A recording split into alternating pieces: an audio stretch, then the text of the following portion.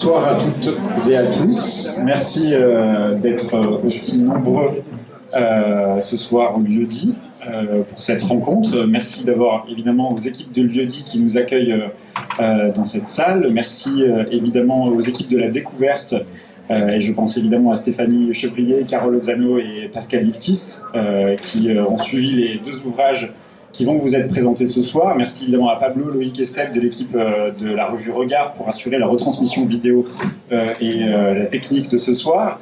Alors, je l'ai dit, deux ouvrages qui vous sont proposés en cette rentrée, allez, osons-le, très politique, avec qui, évidemment, vous aurez l'occasion d'échanger. On va essayer de créer un temps, on va se dire 35-40 minutes, peut-être 45 minutes de premier temps où je vais essayer de poser des questions, j'espère, à la hauteur des deux ouvrages d'Edoui et d'Aurélie. Et puis après, vous aurez la parole et vous pourrez poser toutes les questions que vous voudrez, évidemment. Aurélie Trouvé, que vous connaissez évidemment.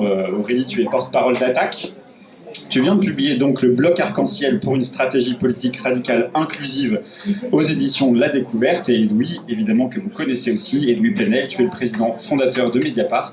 Et tu publies À gauche de l'impossible aux éditions aussi de La Découverte. Alors l'un et l'autre, vous dressez le portrait d'une gauche, je ne vais pas oser un qualificatif, j'avais écrit sur ma fiche, parce que j'ai écrit des fiches en décomposition, mais bon, peut-être on en débattra, je ne sais pas si c'est le bon terme.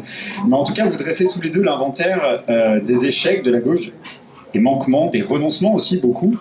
Vous dressez le portrait d'une France, d'un monde aussi qui court à sa perte. Vous revenez tous les deux sur les enjeux climatiques, sociaux, les enjeux démocratiques évidemment, il est question de destruction du vivant, de déshumanisation du monde.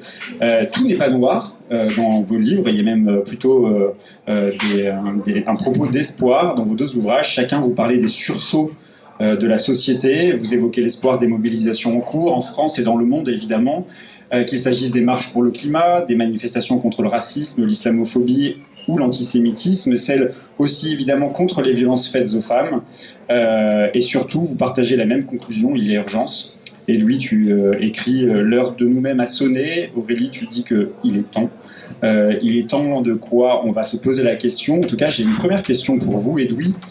Dans ton livre À gauche de l'impossible, tu nous expliques, en tout cas, tu nous invites à réfléchir comment dans le discours politique on cherche à nous faire miroiter des succès électoraux immédiats. Est-ce à dire, allez, j'ai envie de mettre les pieds dans le plat d'entrée, qu'il faut enjamber 2022, trop immédiat peut-être, et construire sur du plus long terme finalement? Est-ce que c'est pas ça qu'il faut se dire d'ores et déjà? Et est-ce que finalement il n'y a pas un paradoxe avec la sonnette d'alarme que vous tirez tous les deux dans votre livre? Est-ce que la gauche et les écologistes peuvent se permettre de perdre l'élection présidentielle, puis les législatives dans 7 mois? À toi, Edoui.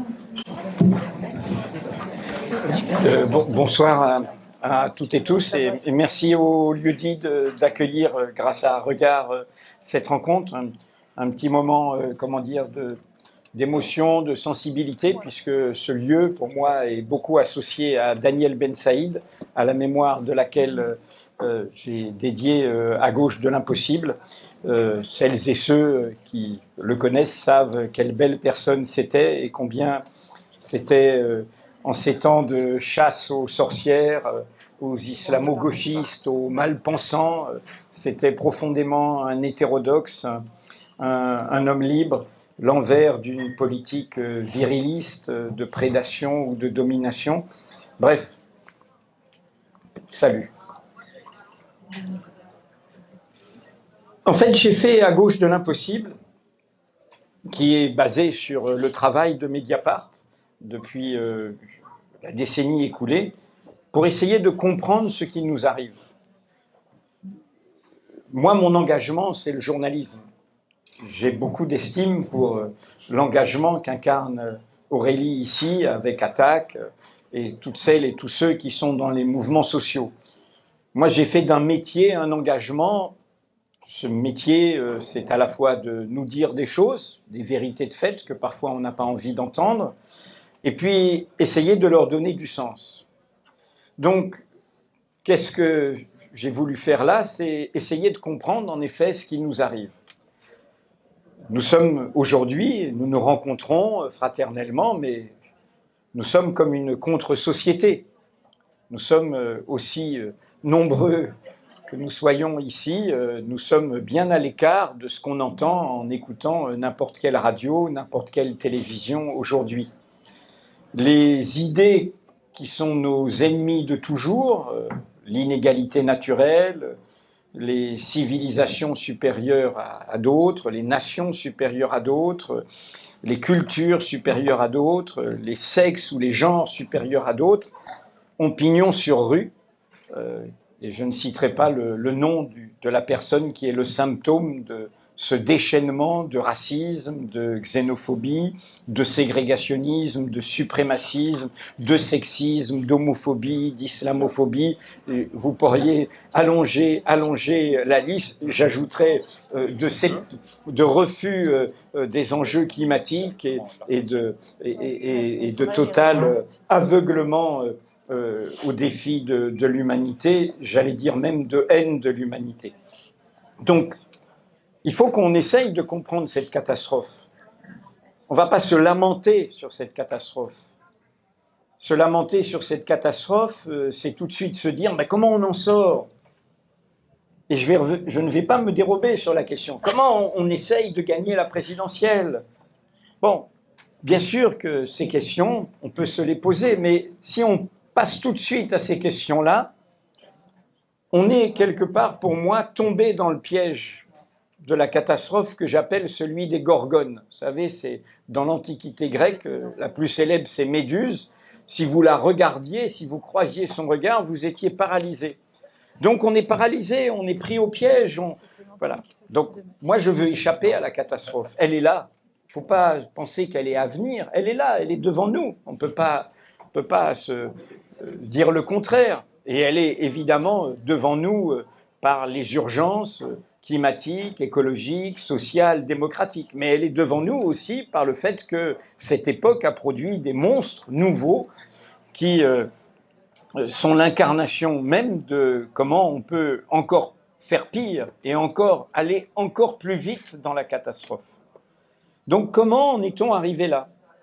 Et mon interpellation concerne non pas la gauche qu'incarne Aurélie ici ou une revue comme Regard, c'est-à-dire la gauche qui est au cœur des enjeux de la société, des mobilisations de la société, qui est en avance.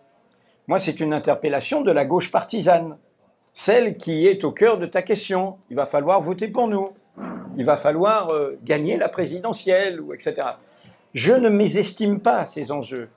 Je dis juste qu'avant de répondre à cette question, il faut encore une fois se dire mais comment on en est arrivé là?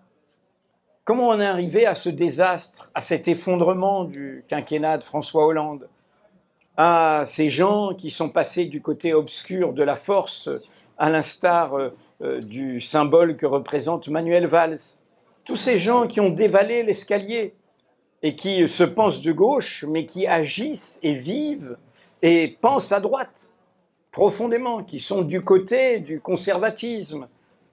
Quelle est la clé de tout ça? La réponse, dans le livre, c'est d'abord d'en revenir aux fondamentaux. Qu'est-ce que la gauche? La gauche, ce n'est pas un certificat de baptême. Ce n'est pas « je suis de gauche ». Je suis dans tel parti, je suis dans tel mouvement, donc je suis de gauche. Non, la gauche, ça se vérifie tous les jours, ça se vérifie au présent. La gauche, c'est un refus, c'est une négation. Il y a des partis, des réalités politiques issues de la gauche qui peuvent devenir conservatrices, réactionnaires et dominatrices.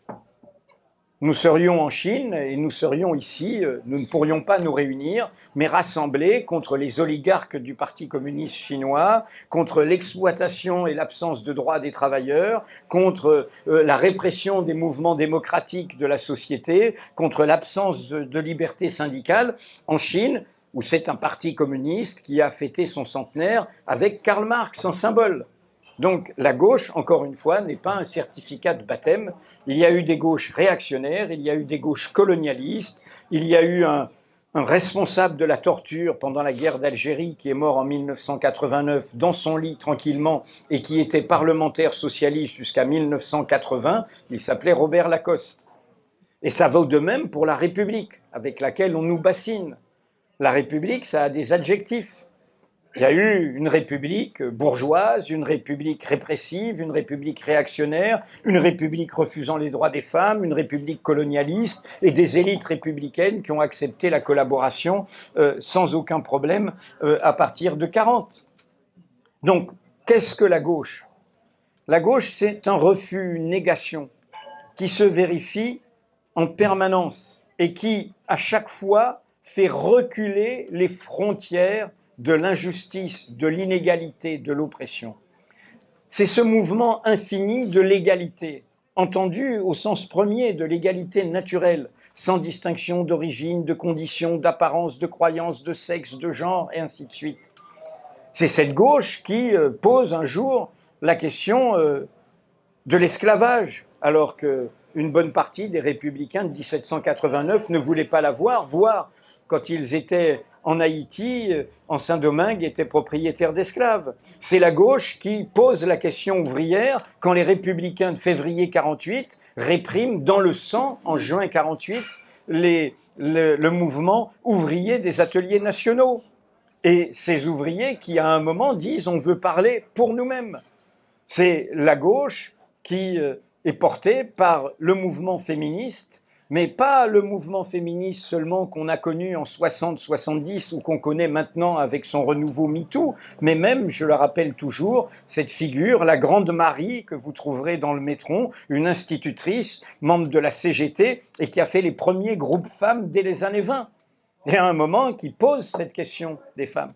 C'est la gauche qui, évidemment, pose la question de la colonisation quand une autre gauche nie l'existence d'une nation algérienne, pense qu'elle est du côté d'une culture supérieure, de ce fraternalisme dont parlait Aimé Césaire, et alors qu'elle n'est pas fidèle à cet acte fondateur de Louise Michel, qui, quand il y a la révolte d'Ataï en Kanaki, déchire le drapeau rouge qu'elle avait avec elle et en donne une moitié à ceux qui vont rejoindre la révolte d'Ataï, quand des communards héroïques déportés en Nouvelle-Calédonie se comportent comme des racistes, pensent que ces Kanaks, ce sont des singes, et approuvent la révolte, alors que, normalement, ils devraient être solidaires de l'oppression.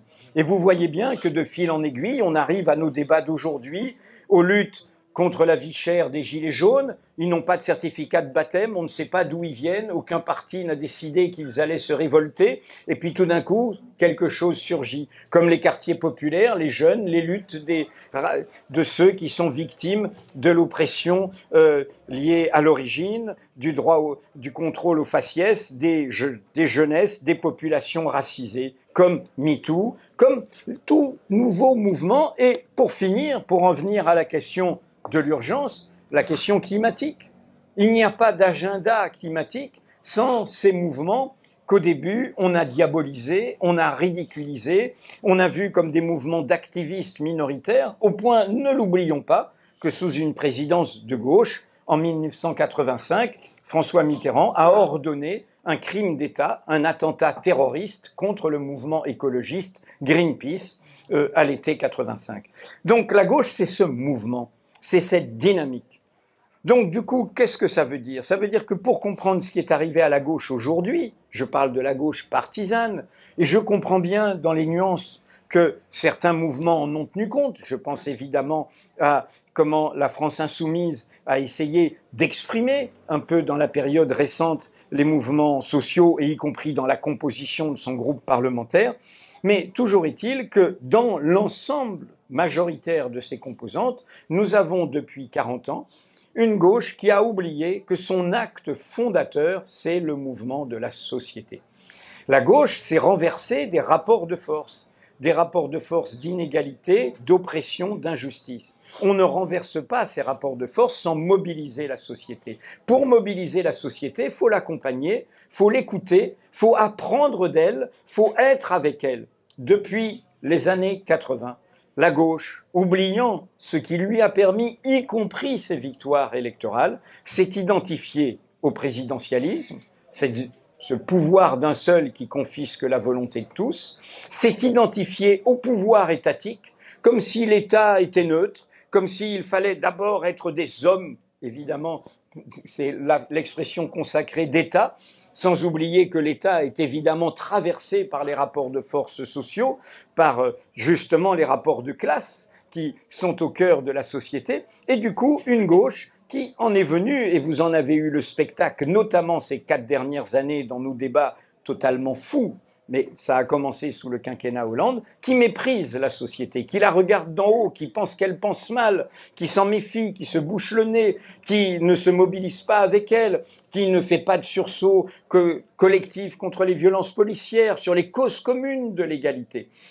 Et donc, voilà, mon propos, il est de dire ça. Après, comment dire, il y a beaucoup de tristesse parce que beaucoup de ce qui a été dit et qui est rassemblé dans ce livre a été dit en temps et en heure et n'a rien changé au film que nous avons sous les yeux.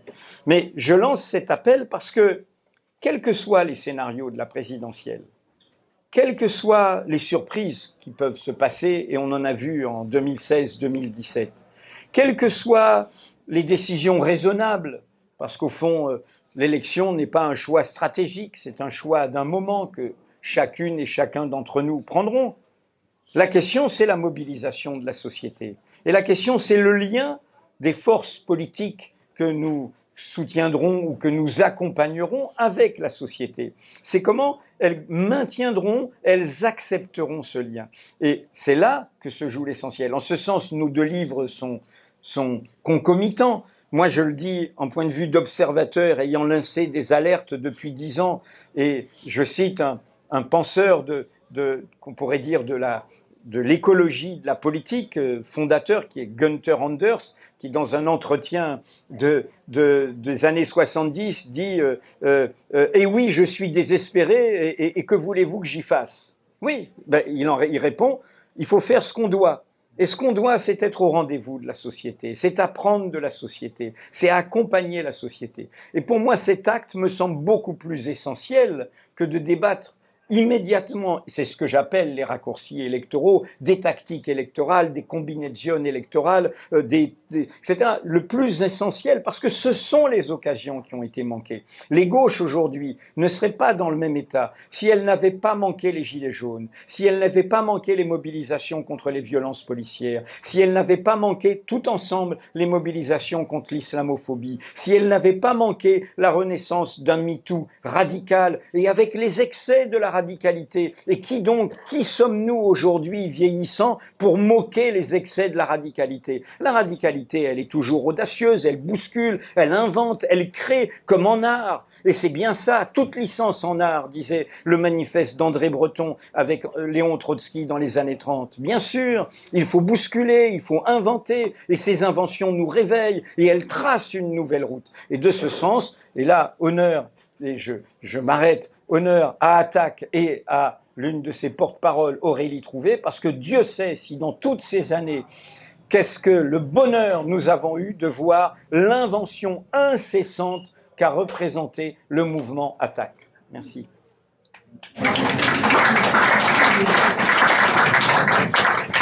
Merci Edoui, tu viens de dire que la gauche c'est un refus, c'est une négation. Tu écris dans ton livre d'ailleurs qu'être de gauche ce n'est pas vouloir absolument le pouvoir, c'est d'abord défendre la société contre les abus du pouvoir.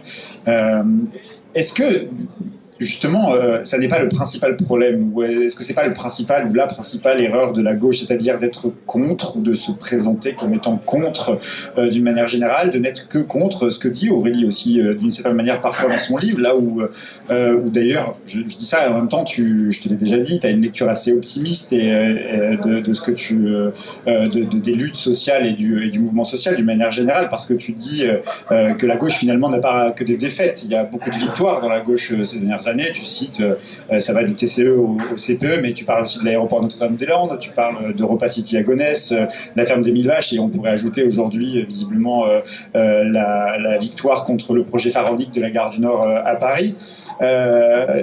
Est-ce que finalement quand même la gauche n'est pas aussi engluée, ou en tout cas fermée au point de n'être que contre et sans véritable projet Je sais quelle est ta réponse, ma question est évidemment provocatrice parce que tu es issu des mouvements sociaux qui ont été porteurs de créativité, de plein de choses que Edoui a rappelé.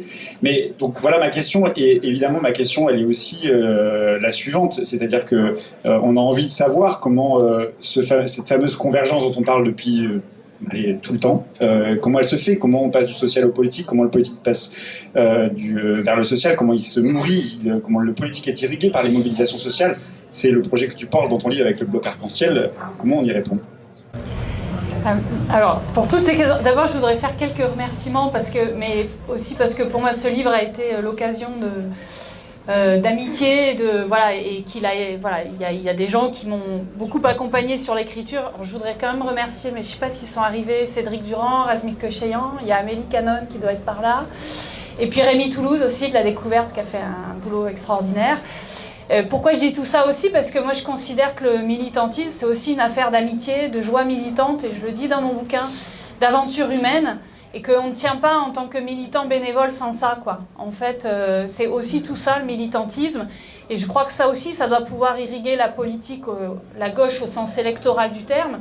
C'est toute cette joie et cette vigueur et ces amitiés, ces aventures humaines qu'on a dans les mouvements sociaux, dans le mouvement syndical, associatif. Voilà, j'en vois certains et je suis ravie qu'ils soient là. Je disais en rigolant en arrivant, l'union de la gauche, elle est peut-être aussi un peu là, justement.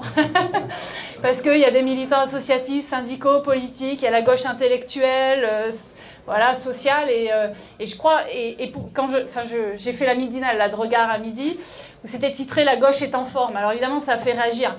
Mais parce que je considère que cette gauche, fort heureusement, c'est pas que la gauche sur le plan électoral, c'est la gauche intellectuelle, il y a plein de choses qui se passent, c'est aussi la gauche sociale. Et moi je considère qu'on est dans un cycle aujourd'hui d'une dizaine d'années, qui quelque part est peut-être une réplique du mouvement altermondialiste, moi dont je viens, mon militantisme il est né de l'altermondialisme au début des années 2000, et quelque part, depuis le début des années 2010, on a pour moi comme une sorte de réplique, avec évidemment d'abord les occupations des places publiques, ensuite donc Occupy Wall Street, les indignés, etc.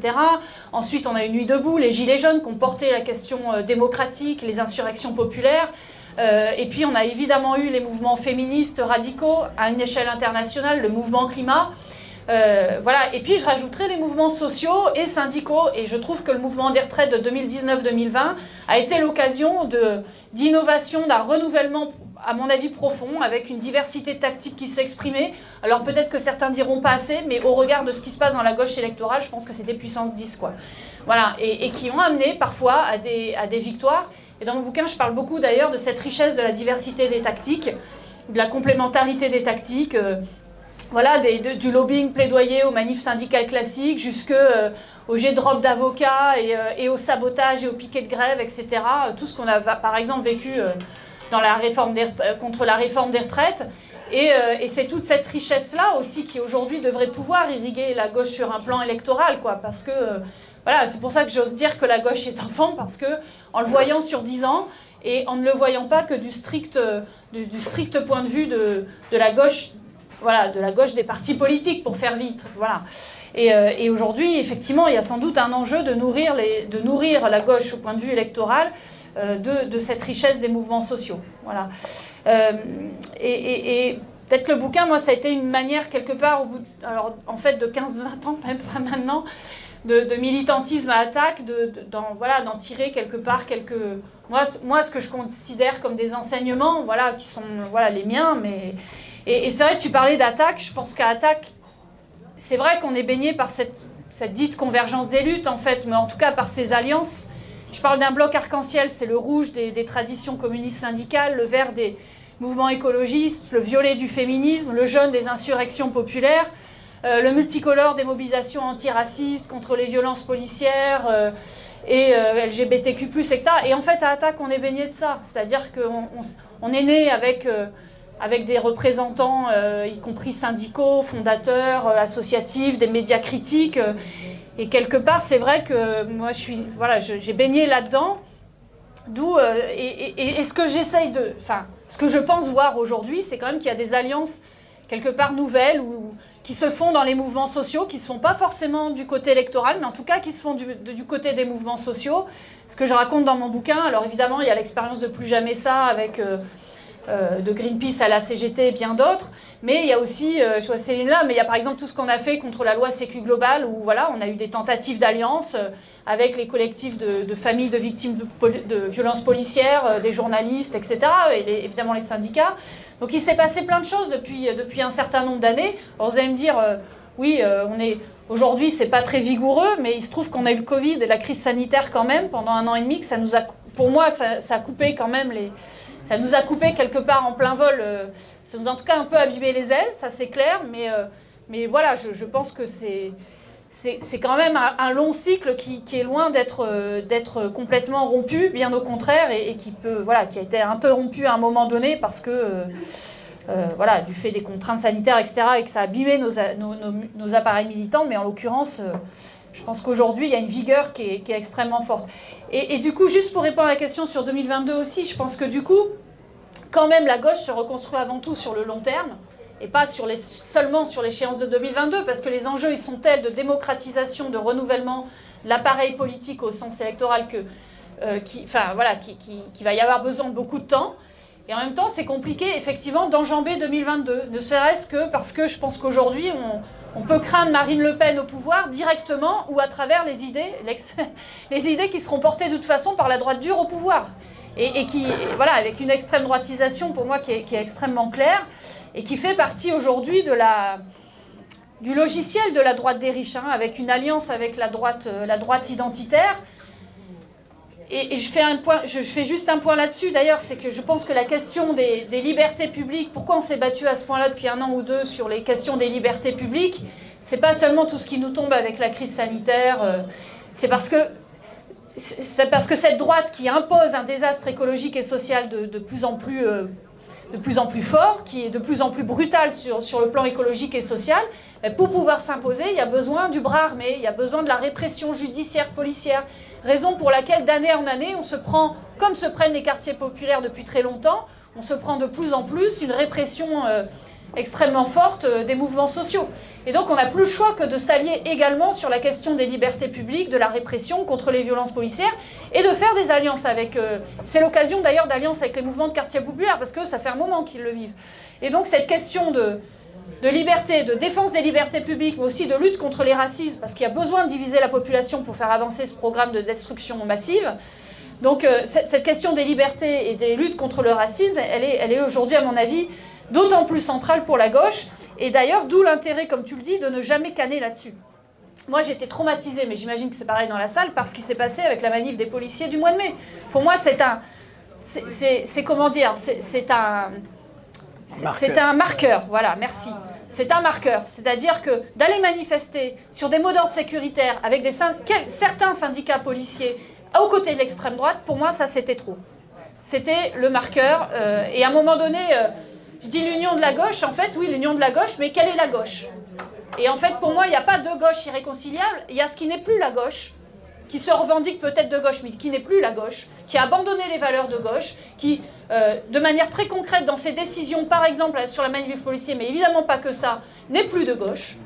Voilà, quand on a aussi un peut-être futur candidat à la présidentielle qui dit que l'écologie politique, ça passe par l'économie de marché et par la libre entreprise, non, c'est pas, voilà, nous ne sommes plus à gauche. Voilà. Et donc pour moi, il n'y a pas de gauche irréconciliable. Il y a une gauche, une réelle gauche écologique, qui ne peut être que radicale au vu des enjeux. Et quand je dis radicale, c'est très clair, c'est la question de remise en cause des racines du système. C'est ça, hein, la radicalité, c'est les racines. C'est comment on remet en cause les racines du système. Et donc là, je refais d'ailleurs le lien avec les mouvements sociaux, parce que c'est ça qu'expriment les mouvements sociaux aujourd'hui, c'est la radicalité. C'est les féministes qui disent « nous sommes fortes, fières, féministes et en colère et radicales ».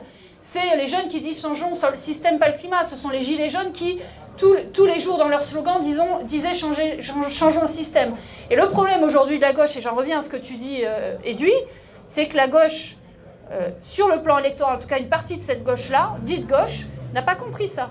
Les mouvements sociaux l'ont compris, qu'aujourd'hui, il fallait remettre en cause le système tel qu'il est et qu'il fallait aller très loin dans les changements à opérer dans la société. Mais il y a une grande partie de la gauche qui ne l'a pas compris. Enfin, pas compris, ou qui l'a compris, mais qui n'a pas voulu le traduire. Et pour moi, ce n'est plus... de fait, ça ne fait plus partie pour moi de la gauche écologique. Voilà. Et donc, pour moi, on ne reconstruit pas une gauche sur n'importe... C'est pas l'unité pour l'unité. C'est comment on construit une gauche écologique qui a compris à quelle hauteur, quelle était la hauteur des enjeux auxquels on devait s'affronter, et que pour répondre à nos valeurs qui sont l'égalité réelle, qui sont les libertés publiques, qui sont le respect de la nature et l'enchantement par la nature, enfin moi ce que j'appelle l'enchantement par la nature, mais peu importe, voilà, toutes ces valeurs-là qui sont fortes chez nous, eh ben, il n'y a pas d'autre choix que cette radicalité, que ce désir, ce besoin de changement du système. Voilà, je vais peut-être m'arrêter là.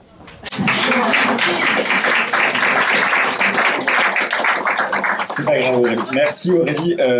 Tu viens de toucher un sujet important qui est le sujet de ce qui aussi clive à gauche. Edoui t'en parle aussi beaucoup dans ton livre. Tu reviens sur la question décoloniale, ou la question coloniale, mais tu reviens aussi sur le Rwanda, la torture de manière plus générale, l'Algérie, en tout cas ce qui peut faire débat à gauche. La gauche est engluée en tout cas dans ces questions-là. On voit bien qu'il y a des sujets qui sont loin de faire consensus, elles clivent. Il y a même un chapitre dans ton livre, Edoui, qui revient sur Manuel Valls, un chapitre qui fait plaisir à lire. Je vous invite vraiment, c'est des beaux mots où parfois, voilà, Cria. Le texte initial est daté d'il y a 9 ans. On sait que c'est lui qui a théorisé justement le concept des gauches irréconciliables dont tu parlais, Aurélie. Et tu viens de le dire, l'unité pour l'unité n'a pas de sens. Est-ce que tu crois quand même, Edoui, qu'il y a aujourd'hui une majorité d'idées pour faire un bloc commun? Est-ce que les désaccords, finalement, sont insurmontables à gauche? Moi, je vais, pour répondre, je ne partirai pas d'étiquette. Comment dire? Il y a aujourd'hui des gens qui se disent de gauche, qui pensent, agissent de façon profondément réactionnaire. Et il y a peut-être des gens qui ne se croient pas de gauche, qui en fait agissent et pensent de façon qui est au rendez-vous des urgences. On pourrait prendre 2 exemples. L'anonyme personne des Gilets jaunes n'ayant jamais milité à gauche et peut-être ayant parfois voté ou pas voté, soit à l'extrême droite, soit se pensant conservatrice et ayant beaucoup de méfiance pour tout ce dont nous parlons, et qui tout d'un coup bouge dans le mouvement des Gilets jaunes et comprend que la violence qui est sans équivalent, hein, faut quand même redire cet événement que nous avons eu là. Il n'y a jamais eu depuis la guerre d'Algérie une telle violence policière, étatique, contre un mouvement social.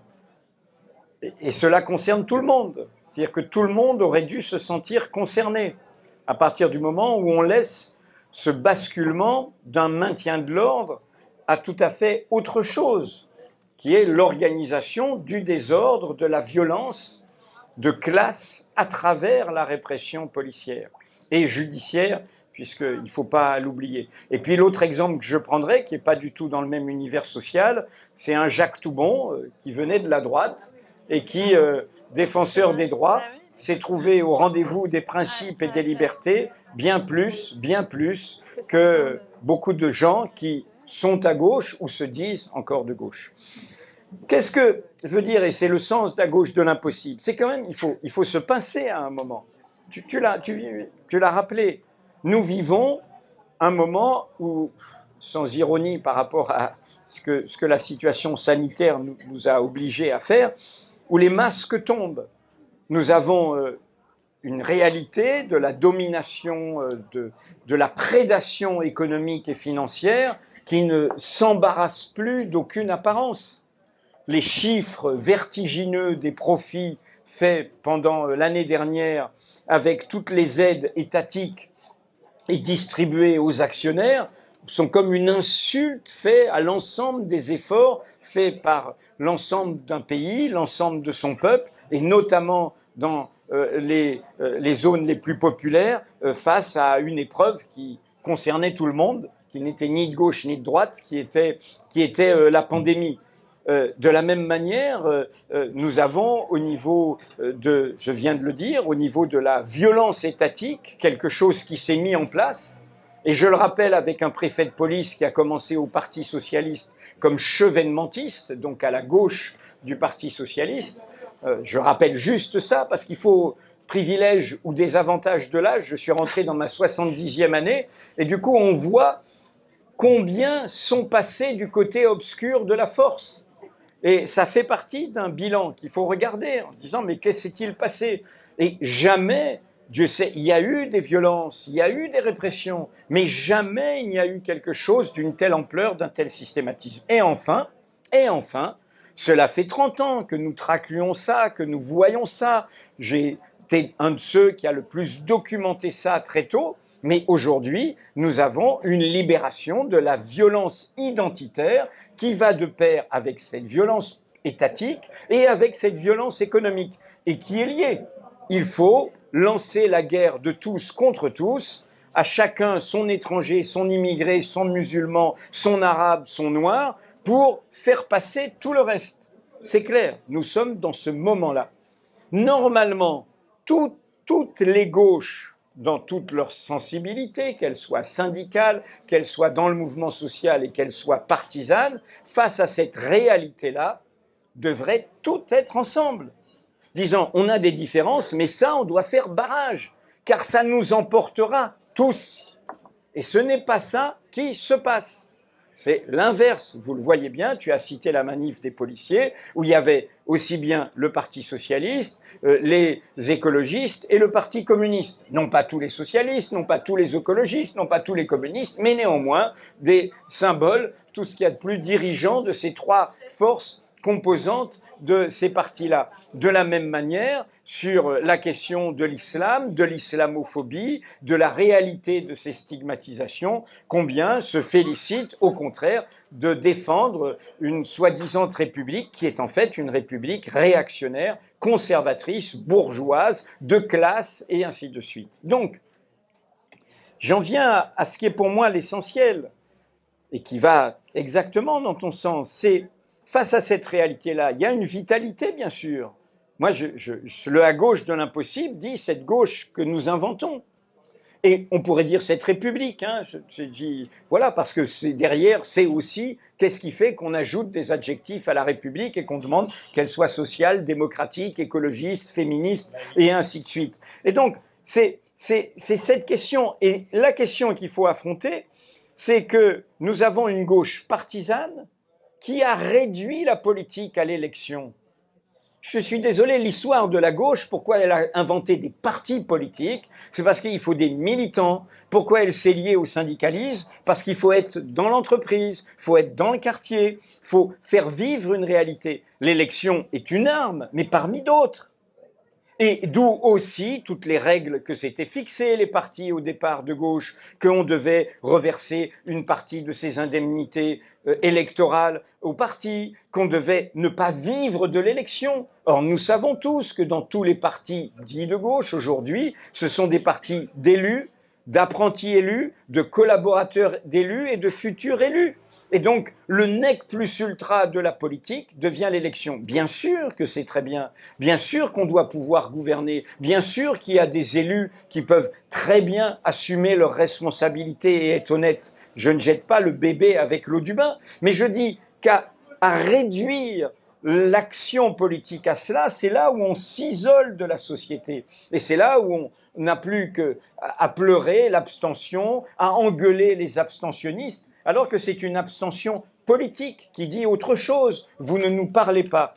Et pour revenir à ta question, qui dit « mais cette gauche compte ». Mais pour moi, la gauche compte, c'est la gauche qui invente. C'est en étant compte qu'elle invente des réponses. C'est par l'auto-organisation que la gauche a toujours inventé des solutions. Elles ne sont jamais venues d'en haut. Elles ne sont jamais venues d'un groupe d'experts ou d'une avant-garde qui dit c'est ça qu'il faut faire. Elles ont toujours surgi de cette auto-organisation qui a mis à l'agenda des questions nouvelles et qui a bousculé les directions, les professionnels et qui les a fait bouger. Et de ce point de vue, d'ailleurs, ce n'est pas seulement dans les gauches les plus radicales. De ce point de vue, la personnalité de Jean Jaurès dans l'histoire des gauches françaises est très particulière. Il n'a jamais gouverné, il a voulu construire une organisation politique, le Parti socialiste, quitte à d'ailleurs décevoir certains, à faire des alliances improbables, etc. Mais il a toujours été, quand on suit son œuvre, son action parlementaire, il a été au plus près du mouvement de la société, au point de bouger. Il y a deux symboles de son mouvement, les plus évidents. C'est l'affaire Dreyfus. Jaurès, au départ, il épouse le militarisme et l'antisémitisme qui accompagnent la condamnation de Dreyfus. Et il bouge avec un mouvement qui est provoqué par qui? On l'oublie. Le mouvement en défense de Dreyfus pendant les premières années, c'est les extrêmes gauches de l'époque, c'est des libertaires. C'est des libertaires.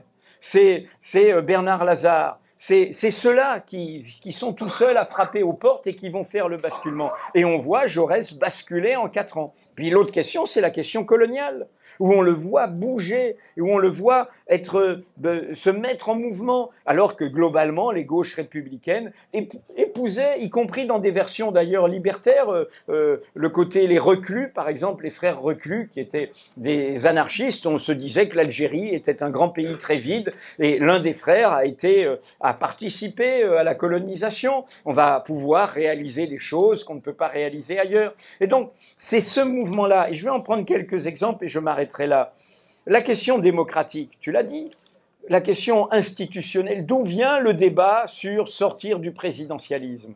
D'où vient le débat sur une constituante? D'où vient le débat sur les libertés? Sur le fait que l'état de droit, c'est pas les droits absolus de l'État, c'est l'inverse. C'est les droits des citoyens d'invoquer leurs droits contre l'abus de droit de l'État. D'où vient tout cela? Évidemment, de tous ces collectifs, du syndicat de la magistrature, de la Ligue des droits de l'homme, de tous ceux qui sont au plus près de ça. Et c'est là qu'est née la réflexion, jamais des partis eux-mêmes.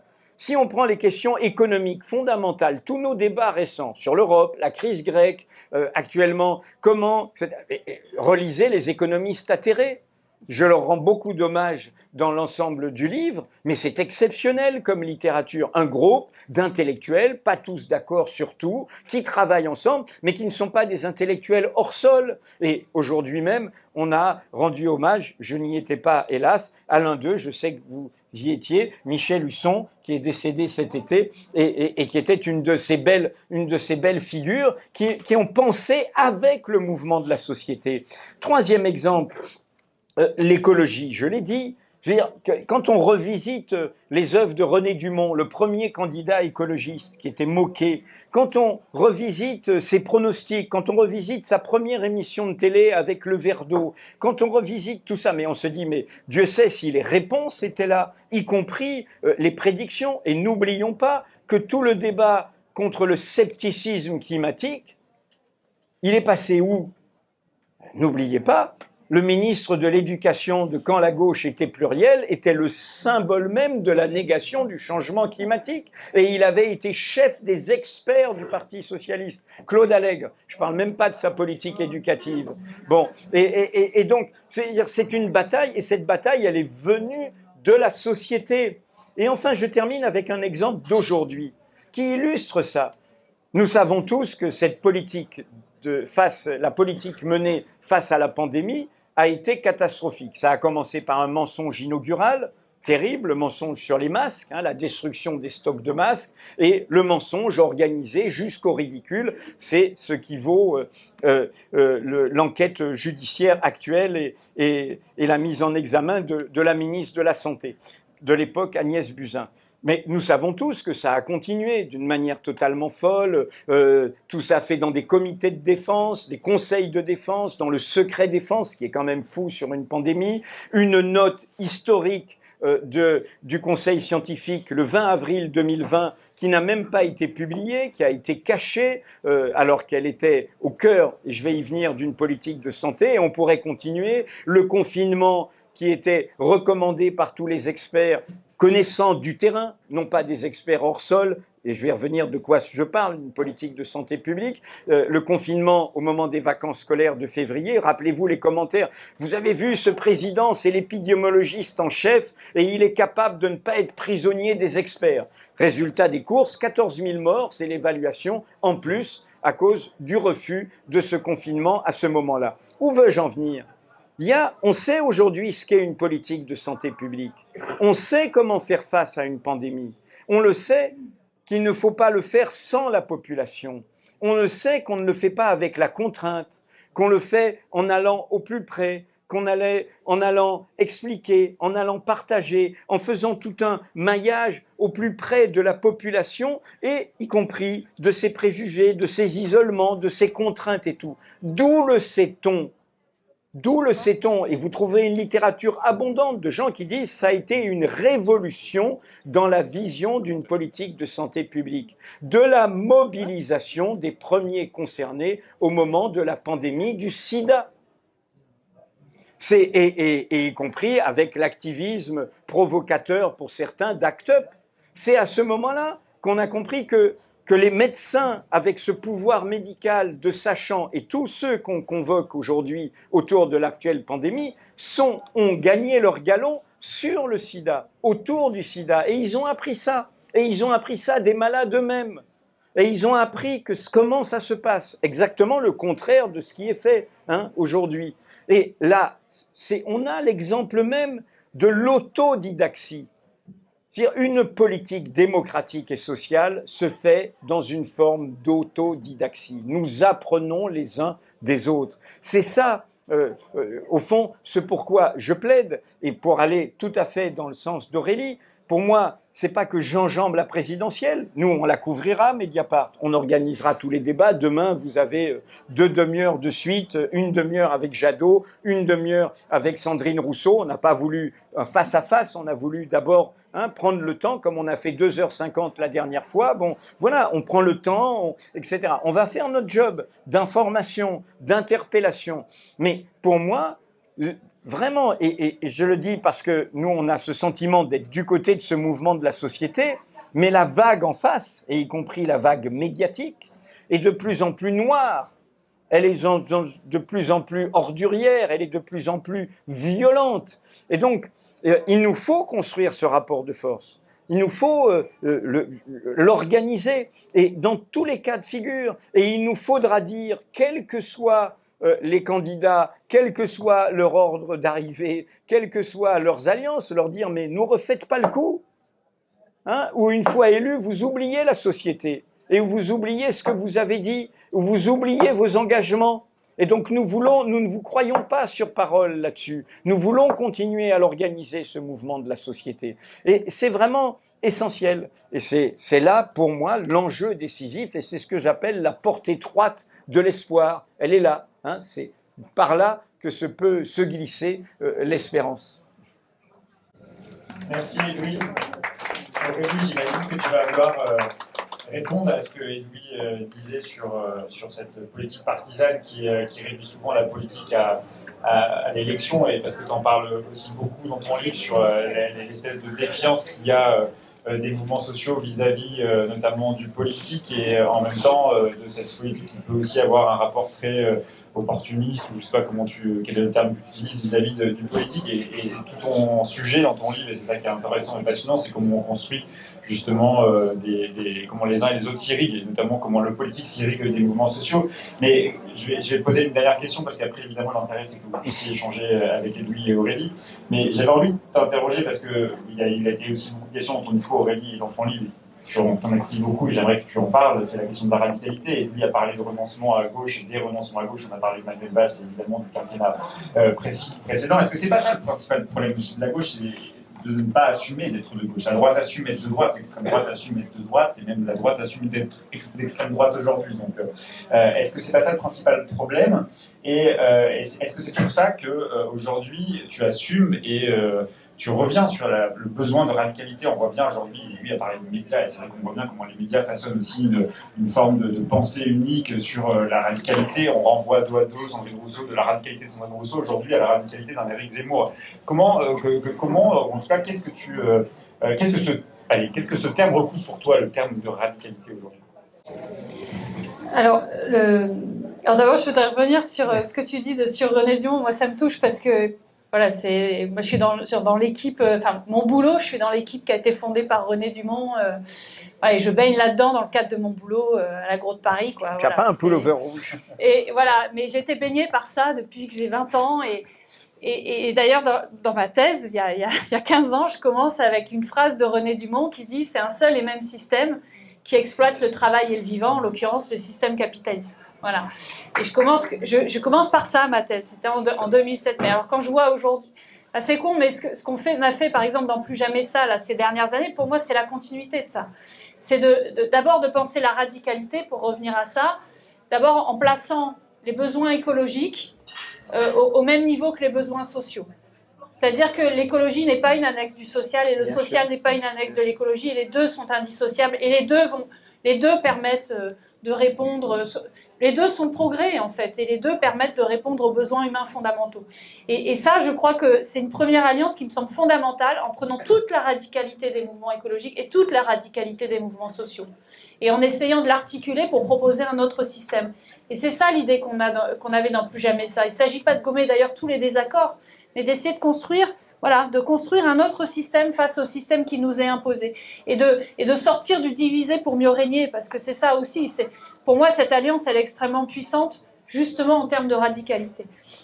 Sur ensuite et c'est pour ça que dans mon bouquin, je parle, le sous-titre, c'est pour une stratégie politique radicale et inclusive. Alors je sais que le terme inclusif peut peut-être faire débattre, mais c'est l'idée justement que c'est par la radicalité aussi qu'on va avoir un arc de force le plus large possible. C'est en prenant la radicalité de chaque lutte que chaque lutte viendra à cette gauche écologique radicale.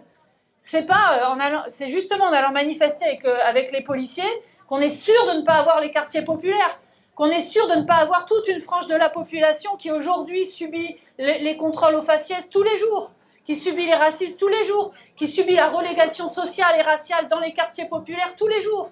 Là, on est sûr de ne pas les avoir. C'est aussi en traitant, en continuant la domination des hommes sur les femmes, y compris dans nos propres organisations, hein, j'en parle dans mon bouquin aussi, parce que je pense qu'y compris dans nos propres organisations, appareils et tout ce que vous voulez, on a beaucoup à faire sur ces questions de domination des hommes sur les femmes, des blancs sur les non-blancs, etc. Et c'est justement en se battant en interne dans nos organisations, en portant la voix féministe haut et fort, qu'on pourra avoir toutes ces nouvelles générations d'ailleurs de féministes qui sont dans la rue, mais qui aujourd'hui ne votent pas forcément à gauche, parce qu'elles ne se reconnaissent pas dans la gauche, la dite gauche, en tout cas sur le plan électoral. Alors, je dis tout le temps sur le plan électoral, parce que vraiment je tiens à ce que la gauche ne soit pas que ça. Voilà. Voilà. Et je parle de ces alliances parce que je crois que on a eu le débat, tu te souviens, à la fête de Lima, avec deux autres auteurs.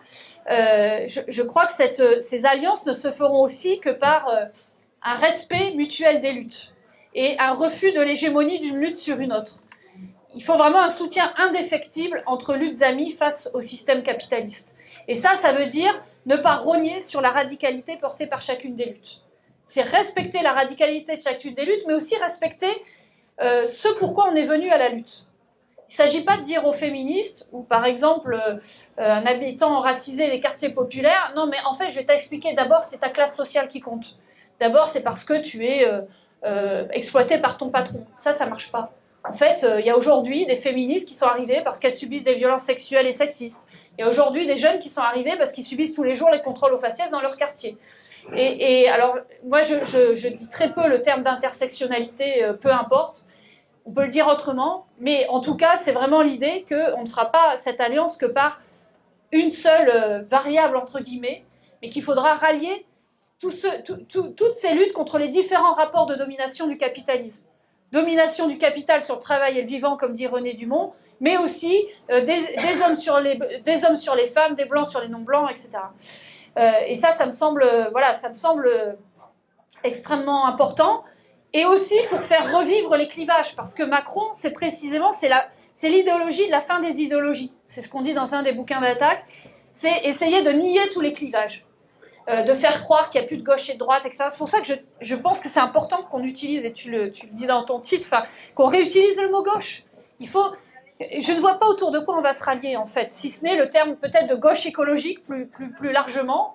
Mais je ne vois pas autour de quoi d'autre on va se rallier, vu l'historicité de la gauche, toutes les valeurs qu'elle porte, etc. Je crois qu'il ne faut surtout pas,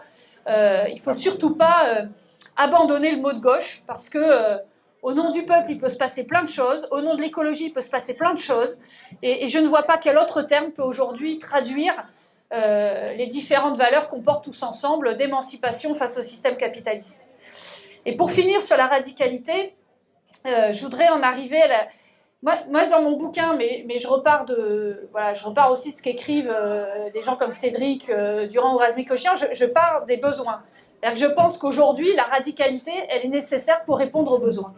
Et ces besoins écologiques et sociaux, en l'occurrence, ils ne peuvent être assouvis si on continue à suivre la loi de la rentabilité financière.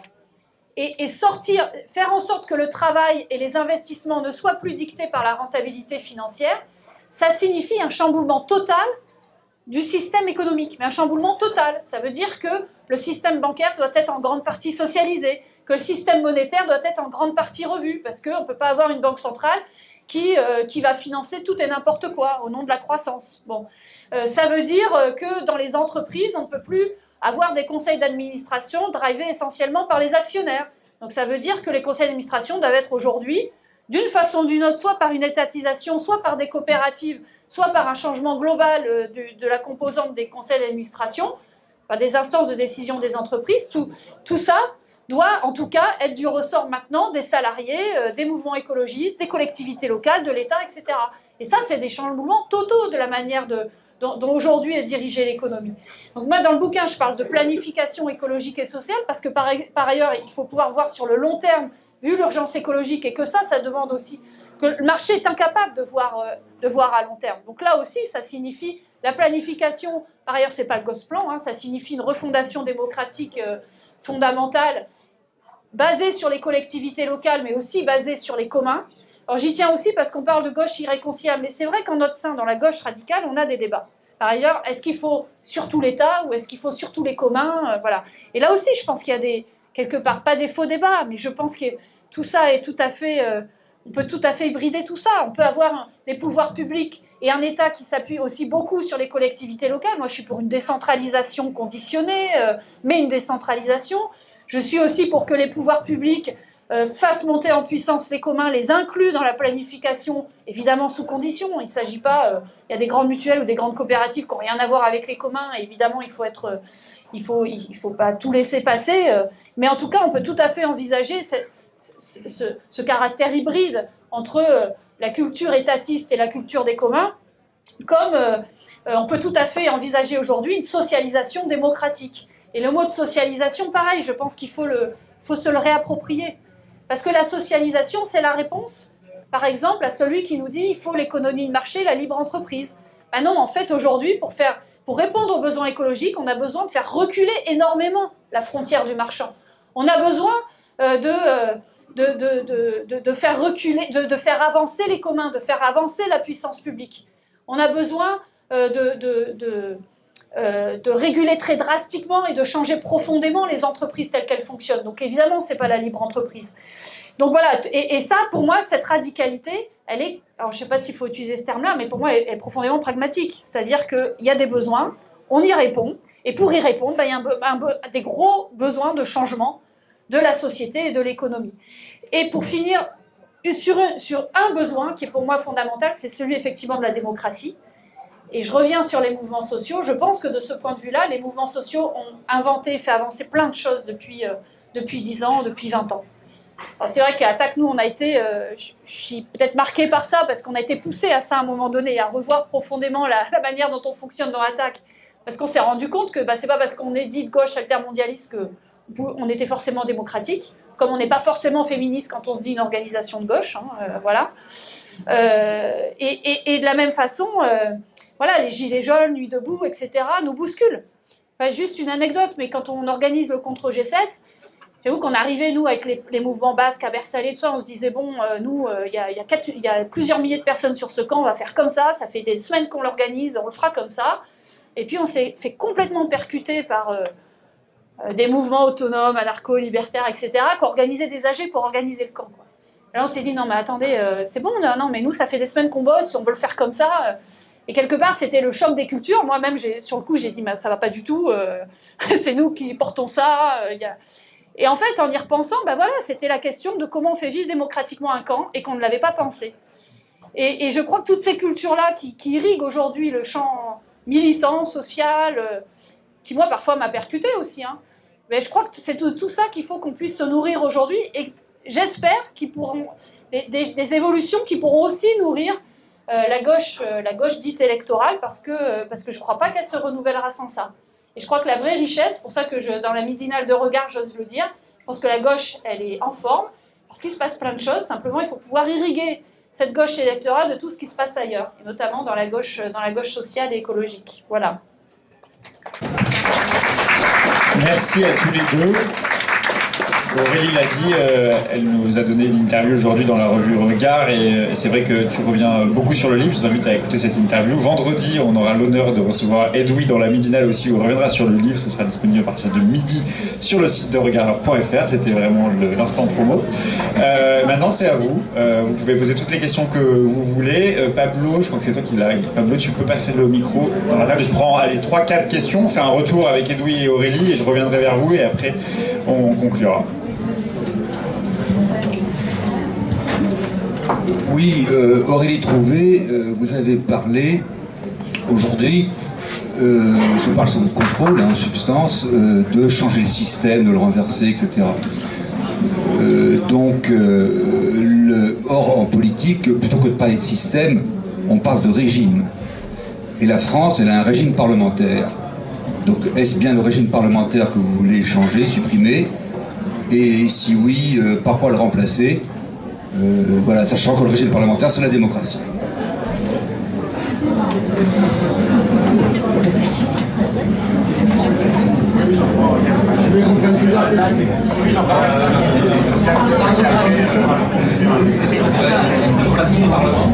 Question.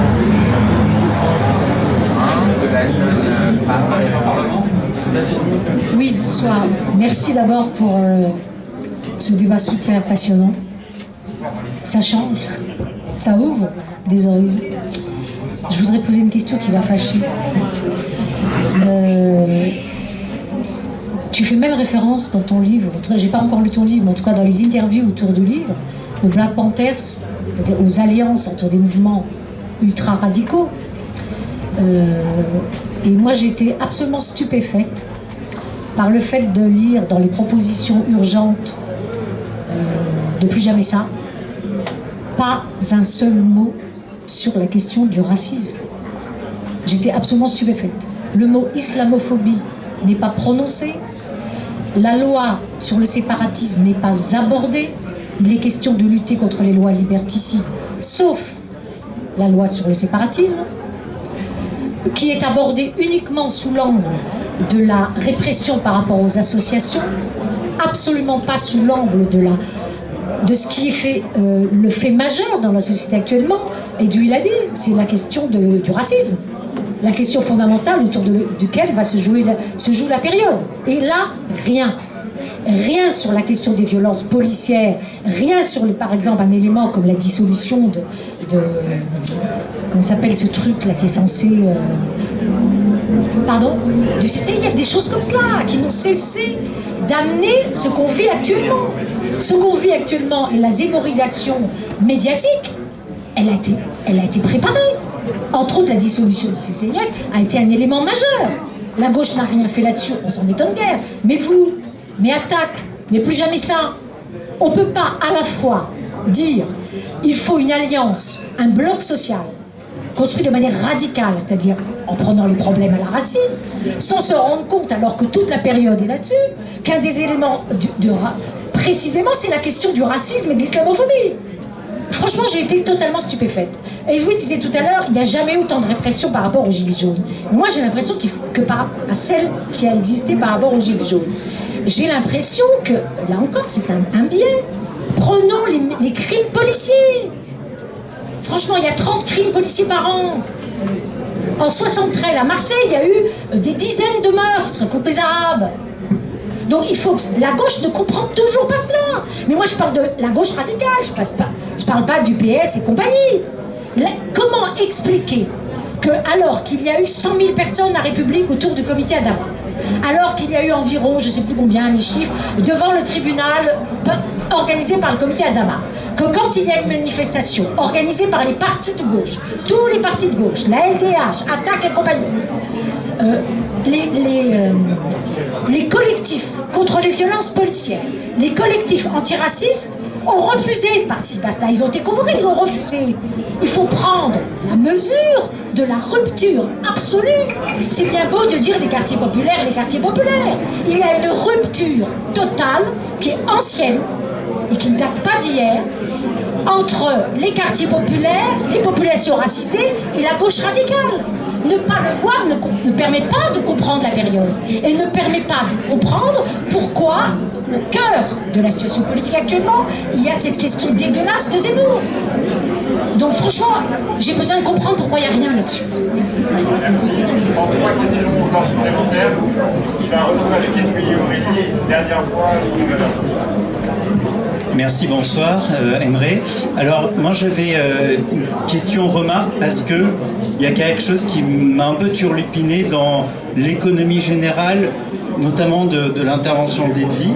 Alors, moi, je suis militant associatif, mouvement social, notamment à Attaque, mais aussi politique, et j'ai l'impression qu'il y a cette image qui émerge de mouvement social bien, pur, éthéré, positive, etc., échappant en grande partie à beaucoup de choses, et en gros gauche politique problématique électorale. Alors le deuxième aspect, je suis bien entendu d'accord, c'est qu'il y a tous les problèmes qui ont été relevés sur la réduction électorale, etc.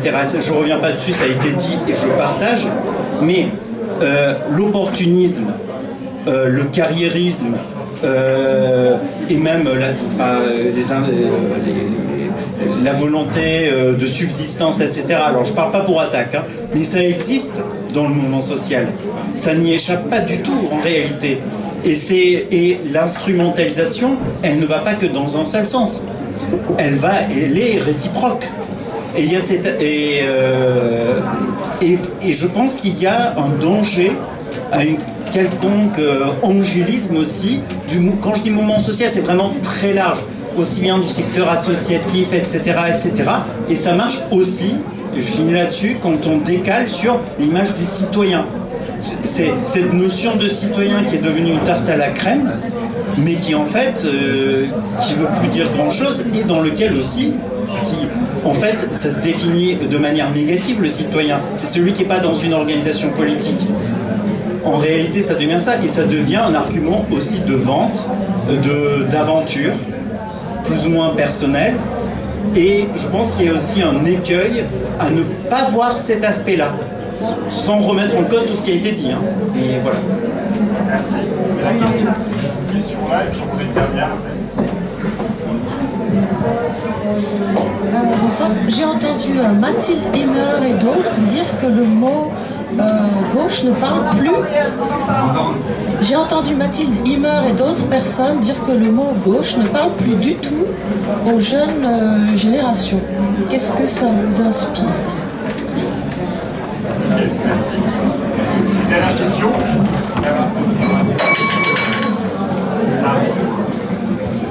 Je fais un deuxième. On va faire un autre diagonale. Oui, j'avais une question par rapport à l'auto-organisation.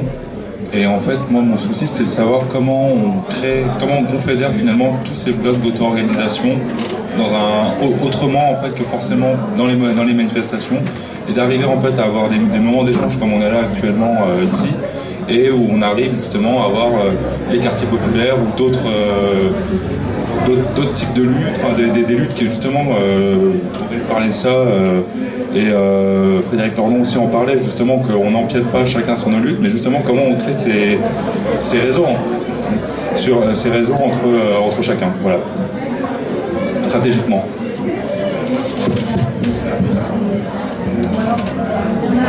Je vais passer le micro, après je vous repasse le micro parce qu'il y a déjà beaucoup de questions, mais je vous repasse à votre parole.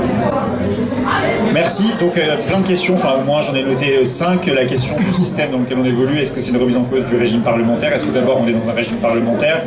La question des mobilisations et de la rupture de la gauche avec les quartiers populaires, la question aussi de la démocratie, j'entends aussi dans ce que vous dites la question finalement aussi de la démocratie interne de mobilisation sociale, aux mouvements sociaux, l'organisation des mouvements sociaux, gauche et nouvelle génération, auto-organisation, comment on fédère toutes ces auto-organisations? À vous deux, la réponse.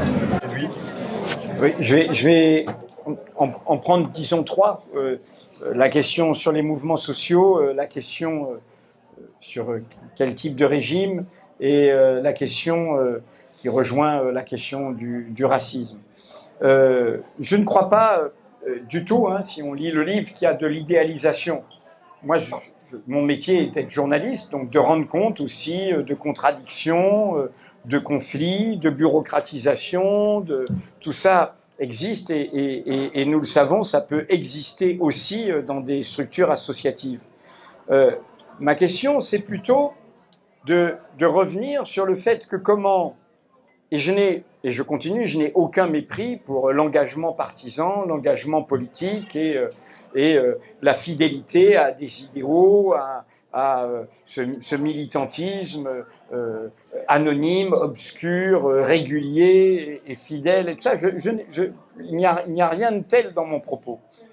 Et il n'y a pas de mépris de la politique en tant que telle. Mais il y a l'idée, encore une fois, moi je m'inscris dans une longue durée. Les 10 dernières années, par rapport à la Sarkozy, Hollande et maintenant Macron, mais avec mon regard de quelqu'un qui est témoin de ce qui se passe depuis, je dirais, 40 ans, c'est-à-dire depuis ce moment où, sous la Ve République, une gauche, dans une nouvelle configuration, même si son leader était issu de l'ancienne réalité politique, une gauche dans une nouvelle configuration issue des mouvements dans leur diversité des années 50, 60, 70, mouvements anticoloniaux, mouvements ouvriers, mouvements de la jeunesse, mouvements écologistes, est venu aux affaires. Et mouvements sur les libertés, sur les droits, etc. Bon. Et donc, dans ce contexte, moi, mon propos, c'est de dire et de comprendre, autrement, il faut comprendre la crise, qui n'est pas seulement la crise des partis électoraux, qui est aussi la crise de partis radicaux. Le NPA vient de subir une scission. Voilà, même si certains de ceux du NPA sont contents que cette scission soit partie, mais ça traverse aussi des partis.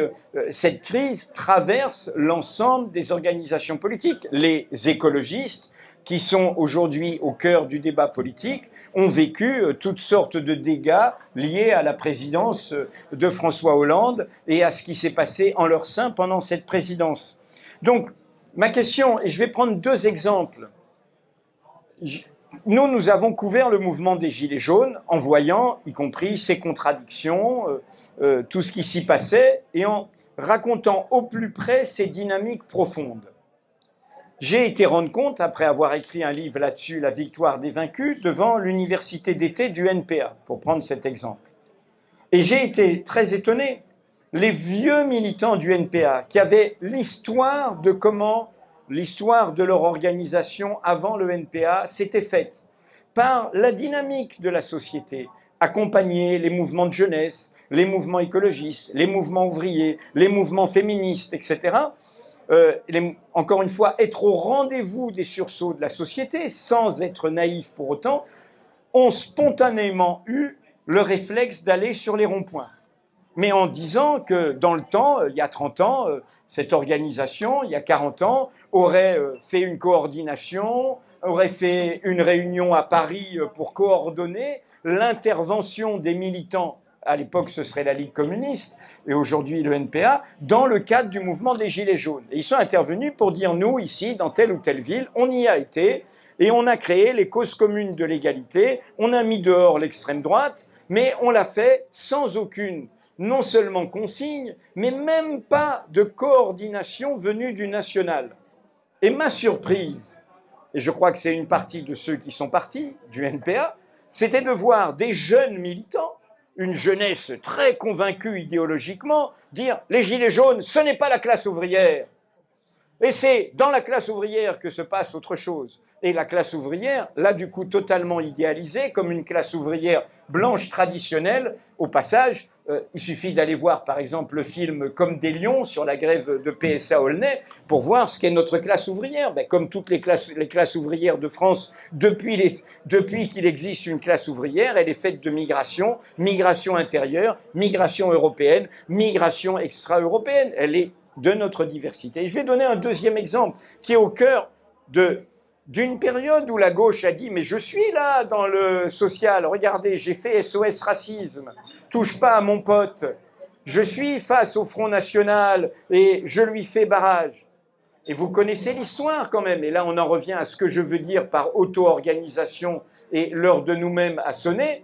L'histoire, c'est la marche contre le racisme et pour l'égalité, qui dit ben, notre heure est venue, on est la génération suivante et on demande, on est l'égalité et on est là. Et c'est l'époque, en effet, l'ensemble de ces crimes racistes et qui sont là. Et évidemment, elle est ethnicisée en marge des beurs dans le langage courant et SOS Racisme est une captation, une dépossession dans le cadre d'une instrumentalisation politique qui va aller jusqu'à la dérive de ni pute ni soumise, c'est-à-dire le fraternalisme à la Césaire. Moi, je sais ce qui est bon pour toi et je vais t'emmener parce que moi, j'ai la conscience de la ligne juste et de la civilisation juste, là où tu dois aller avec, y compris tout le côté du préjugé assimilationniste colonial, etc.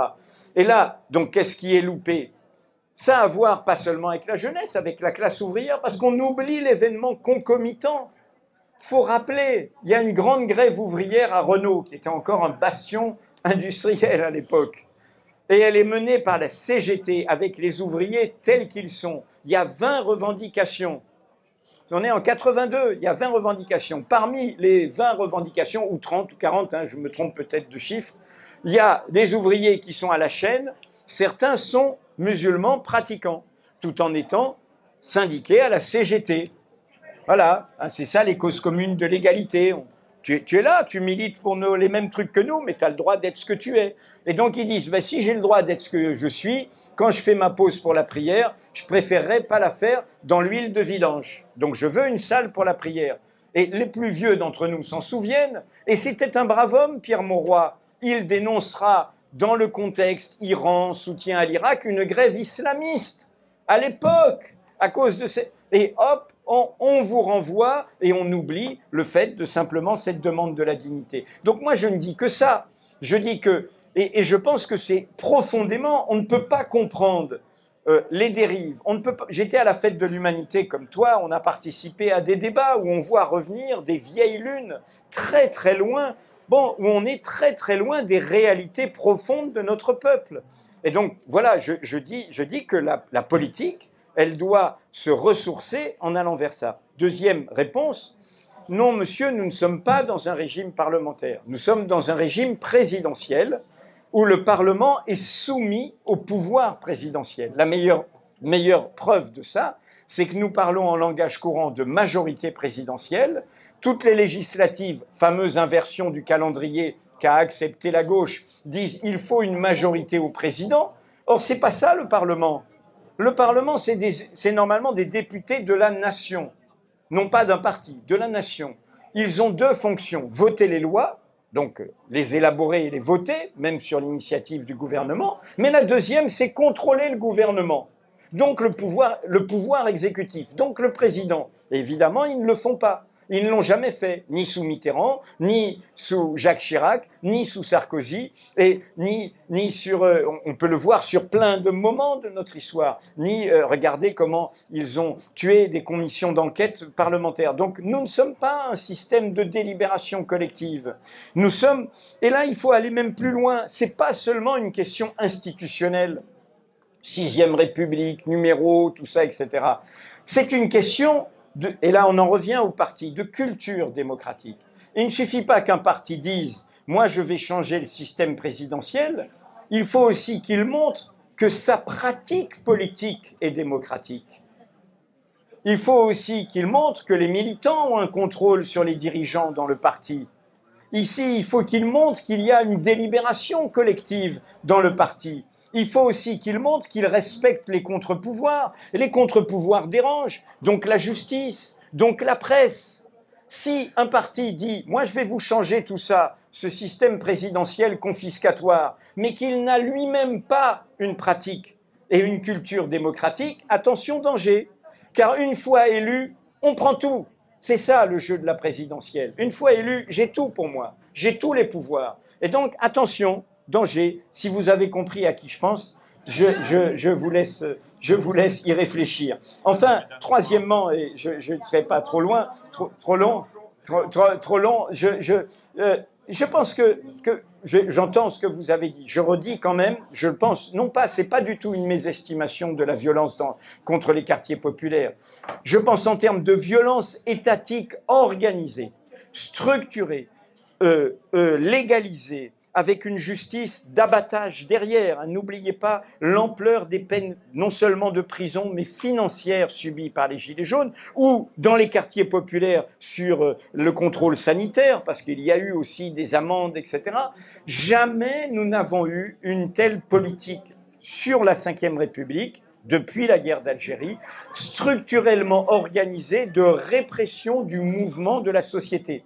Le fait de désormais, alors ça a commencé sous la présidence Hollande, hein, avec la loi travail, désormais de manifester encadré par des policiers qui défilent à côté de vous, notre génération n'avait jamais vu ça jusqu'au Premier ministre Valls. Et aujourd'hui, c'est systématique. Le fait d'avoir des policiers qui rentrent dans une manif, prendre etc., comme ça a été fait, et vous avez vu que ça a été classé sans suite par le procureur de la République, jamais nous n'avons vu ça. C'est-à-dire, on comprend très bien que Poutine, Erdogan et Xi Jinping, pour ne nommer que, regardent et disent « Mais la France dite des droits de l'homme, quelle leçon vous avez à nous donner ? C'est formidable hein, ce que vous faites là. » Et nous, on le fait avec moins de dégâts d'ailleurs, parce qu'on arrive à les arrêter avant. Mais c'est très bien, hein, vous êtes bons. Hein. Bon, donc c'est ça que je veux dire.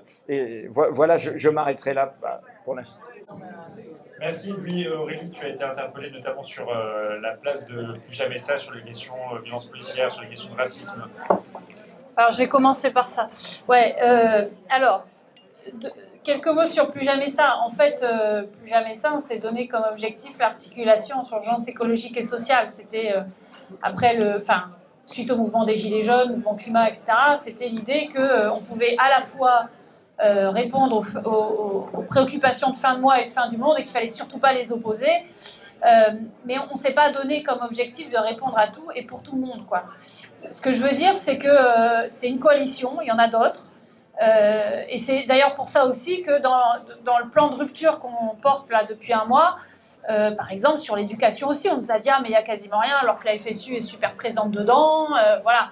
Mais parce que notre objectif là, c'était ça, c'était l'articulation entre l'urgence écologique et l'urgence sociale. Mais par ailleurs, dans la plupart des organisations, des mouvements qui sont dans Plus Jamais Ça, sont aussi impliqués dans des mouvements qui ont été très forts depuis 2 ans. Et là, je vois quelques camarades qui ont été à la pointe de ça. C'est la coordination contre la loi Sécu Globale, où on a eu voilà, je le disais, ça répond en partie à la question d'ailleurs des alliances, parce qu'il y a eu aussi des collectifs locaux qui, du coup, se sont constitués, où on a eu des alliances entre les journalistes, entre la Ligue des droits de l'homme, Amnesty, Attac, les syndicats, évidemment, les familles de victimes de violences policières, etc. Voilà. Donc, et on a mené la bataille aussi parce qu'effectivement, on se rend compte, et tu l'as dit très bien, qu'on se prend une répression de plus en plus brutale, judiciaire, policière, dans nos manifestations, et que cette loi a été faite à la fois pour réprimer encore davantage dans les mouvements sociaux, mais aussi dans les quartiers populaires, et qu'on vivait une même réalité, qui est de faire étouffer nos voix au maximum, voilà, et de faire en sorte qu'on ait peur de se soulever, qu'on ait peur d'exprimer notre colère. Et on a un vrai problème aujourd'hui hein, dans les manifestations, parce qu'effectivement, il y a plein de copains, et surtout de copines, il faut le dire, qui ont peur de manifester. D'ailleurs, pour ça qu'on a monté le mouvement des Rosies, qui était une manière aussi d'avoir dans les manifestations, non seulement, ce qu'on s'est dit, ah oui, c'est un peu folklore et tout ça, mais en fait, pas du tout. D'abord, c'était pour ramener la question féministe dans le mouvement des retraites et faire une alliance entre les questions féministes et les questions proprement sociales, voilà, en disant, bah, en fait, on est ensemble, voilà.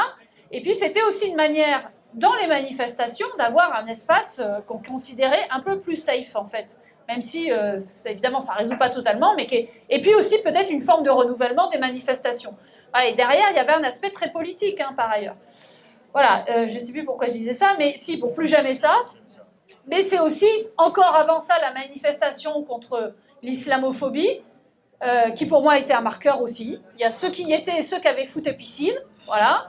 Ouais, bah oui, voilà, il y en avait un qui avait foot, mais l'autre avec piscine, bon, peu importe. Mais pour moi, c'était un marqueur aussi. C'était ceux qui avaient le courage de l'assumer, y compris jusqu'à aujourd'hui, puisque maintenant nous sommes fichés, les signataires, voilà, par l'extrême droite. Et voilà, et la plupart de nos organisations du mouvement social, en tout cas dans Plus Jamais Ça, ont assumé à un moment donné cette prise de position. Et on l'assume jusqu'à la manifestation du 12 juin, où on s'est coalisé aussi, cette fois-ci, contre la montée des idées d'extrême droite. Donc oui, on est aussi à plein en plein contre, enfin voilà, on est coalisé contre ces questions-là. Et la loi séparatisme. Oui, oui, et contre la loi séparatisme aussi. On a fait ce qu'on a pu, en fait. On a fait ce qu'on a pu, mais on y a été tous, quasiment. Là, quand je parle de tous les mouvements, CGT, FSU, Attaque, etc., on était, LDH, combien on était tous là, hein, contre la loi séparatisme aussi. On a fait ce qu'on a pu. Et contre la loi Sécu globale, je pense qu'on a réussi en partie, voilà, à faire reculer, en tout cas, sur quelques petits aspects, cette loi Sécu globale. Voilà. Après, reste le problème des alliances, effectivement, avec les quartiers populaires, avec les personnes racisées. Enfin, il suffit de voir ici, on est quand même beaucoup de blancs. Et oui, on a un vrai problème aujourd'hui d'alliance qui n'est pas réglé. On a fait des tout petits pas au moment de la coordination contre la loi Sécu globale, mais c'est pas simple. Il ne s'agit pas de dire du tout que là, on a fait des grandes avancées, j'en suis tout à fait conscient. Mais pour moi, ça passe déjà par le fait, dans nos mouvements, d'être très clair sur la question du racisme. Il y a un racisme systémique. Il y a en particulier un racisme anti-musulman qui est orchestré par le gouvernement. Il faut pouvoir le dire. Et voilà, et il y a une islamophobie aujourd'hui qui est orchestrée aussi. Il y a une violence systémique qui est orchestrée aussi par le gouvernement et qui est institutionnelle. Et ça, il s'agit effectivement de... Voilà, ça fait partie pour moi des marqueurs de la gauche. Juste sur la question du coup des alliances aussi, comment on fait pour faire ces alliances quand on a effectivement des cultures militantes très différentes, des diversités tactiques. Bon, pour moi, ça passe par le respect, mais je ne vais pas rentrer dans le débat aujourd'hui. Je le développe pas mal dans mon bouquin sur comment on peut essayer d'avancer sur le respect des tactiques de chacun.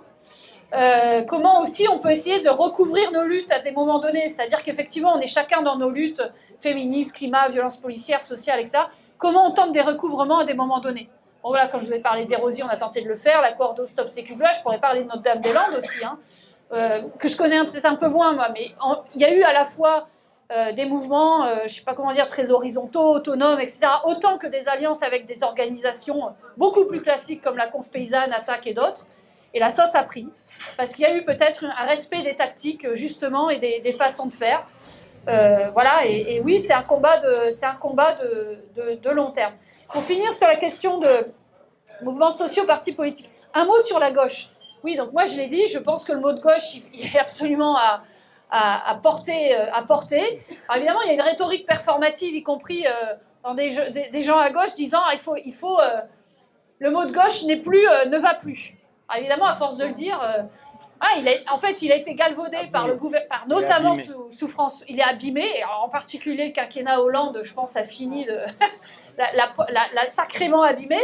Mais justement, Macron essaye de l'enterrer. Et je pense que c'est justement à nous de le déterrer et d'expliquer qu'il faut le porter. Il faut se réapproprier, en fait, ce que veut dire la gauche, quoi. Pour finir sur la question des mouvements sociaux, partis politiques, qui est peut-être peut-être une des choses les plus compliquées. Moi, je vois bien que d'un côté, alors ça répond à ce que tu dis, Emre, d'un côté, il y a quand même du côté des partis politiques, si tu veux, comment dire, il y a quand même depuis longtemps des tentatives, soit de l'indifférence, soit des tentatives d'instrumentalisation qui baignent l'ensemble des appareils politiques dits de gauche et de l'écologie. Hein, je veux dire, là... Mais en même temps, du côté des mouvements sociaux, cette idée que tout ce qui est électoral, tout ce qui est parti politique, tout ce qui est conquête du pouvoir et des institutions, c'est forcément mal. Avec cette idée, finalement, de l'État qui serait forcément gangréné par des gens assoiffés de pouvoir, quoi. Et là, ça renvoie à la question de l'État. C'est-à-dire que l'État est un champ stratégique. Il est le compromis des rapports de force dans la société. Et donc, il est ce qu'on en fait aussi. Et moi, je ne crois pas que les mouvements sociaux puissent totalement se dessaisir de la question de ce qui se passe dans les institutions. Parce que, justement, on porte des changements qui passent par la loi. Et quand, dans quelques mois, on a, je le dis, Marine Le Pen au pouvoir d'une façon ou d'une autre, de manière directe ou indirecte, on ne peut pas totalement s'en dessaisir, s'en défaire, être indifférent et se dire, de toute façon, ça se passe sur des années, et d'abord et avant tout dans les mouvements sociaux. Je pense que ça, c'est pas... Voilà. Et donc, il y a peut-être un chemin à opérer. Ça passe par des luttes... D'abord, parce qu'on a une tonne de militants qui sont d'abord dans des associations, des syndicats et des partis. Mais ça passe aussi, pour moi, par des luttes communes. C'est ce qu'on a fait il y a quelques années dans la marée populaire, même si c'est pas simple. Ce qu'on a tenté à travers la manif du 12 juin. Ce qu'on tente sur plusieurs luttes aussi. Voilà, et puis ça passe peut-être par quelque chose qui est encore peut-être plus compliqué, qui est comment on envisage un appareil politique qui se donne pour objectif la conquête des institutions, qui puisse être irrigué ou s'appuyer ou être la traduction des mouvements sociaux sans les trahir et sans trahir leur autonomie. Et évidemment, c'est pas simple dit comme ça. Et évidemment, traduire, c'est toujours un petit peu trahir, mais la copie est toujours plus ou moins conforme. Et donc la question, elle est comment on réinvente un appareil politique, peut-être qu'il ne soit pas uniquement structuré à travers le parti, et qui puisse... Alors moi, je donne l'exemple du Parti travailliste britannique d'il y a un siècle, mais de la façon dont ça s'est constitué. Et il y a sans doute plein d'exemples dans le monde, et sans doute tous ont leurs limites. Mais il s'agit peut-être à un moment donné d'être créatif et de réinventer ce qu'est aujourd'hui le parti politique pour que ça puisse être irrigué par les mouvements sociaux, tout en acceptant, et je le redis bien, leur autonomie. Et je donne je finis par ça, je donne dans le bouquin l'exemple de la Grèce. Je me souviens d'un débat, d'ailleurs, qui a été couvert par Mediapart à l'université des mouvements sociaux, fin d'attaque. Et dans ce débat, donc, il y a Zoé Constantopoulou, une des députées du Parlement grec, qui a fini par le quitter. Je crois que c'était même la présidente du Parlement grec sous Tsipras, voilà. Et qui dit, on a eu un problème sous Tsipras. C'est que, en fait, tous les mouvements sociaux ont été aspirés par le Tsipras et Syriza. Et au moment où ils ont trahi, en fait, dans la mise en œuvre du programme, il n'y avait plus de mouvements sociaux pour protester. Et donc, c'est aussi un problème. C'est-à-dire comment on irrigue les partis, comment on s'appuie sur les partis dans la conquête des institutions, tout en ne les bouffant pas. Sans perdre son autonomie. Et et tout en respectant pleinement leur autonomie. Voilà, je n'ai pas la réponse complètement à ça, mais en tout cas, il faut déjà se poser cette question-là. Voilà. Question de Thomas. Alors, je vois qu'il y a plein de mains qui se lèvent. On va essayer de faire court. Je vais prendre... Oui, j'ai vu, je sais. Je vais prendre 3 questions. Oui, j'ai vu. Il y a plein de mains qui se lèvent, mais comme on a déjà dépassé un peu le temps, faites des questions, si possible, très rapides. Et après, on fera une mot de conclusion de Edoui et Aurélie. Merci. Si, je sais pas. Oui, Aurélie vient à l'instant un petit peu de m'amener sur le chemin que je voulais vous amener. Parce que, effectivement, les mouvements sociaux, on est en forme. Et effectivement, il y a une démultiplicité de mouvements et de tout ça. Et je pense que ça, plutôt que d'arriver à une grande convergence uniforme, c'est très très positif d'avoir plein de petits mouvements. Ce qu'il y a, c'est... Ma question, elle va sur... effectivement, comme ça va demander du temps, oui, à reconstruire une nouvelle société. Ma question, elle va sur qu'on ne va pas pouvoir éviter 2022. Personnellement, moi, je ne fais pas... vous voyez que j'ai peut-être plus 20 ans, mais c'est depuis l'âge de 16 ans que je milite. J'ai toujours cru aux mouvements sociaux, j'ai toujours cru au peuple. Mais là, franchement, je me dis que si on rate le coche, là, je ne sais pas comment on va faire. Donc, il y a un enjeu et... Monsieur Plenel, je vous remercie de votre analyse historique, mais je trouve, ne tirons pas sur l'ambulance. Il y a des solutions politiques, il ne faut pas rater 2022. Donc moi, il y a des gens qui, effectivement, dans les programmes politiques qui sont plus ou moins discutables, cette démultiplicité, mais prenons le pouvoir, ne le critiquons pas, à cause de quelqu'un qui pourrait être...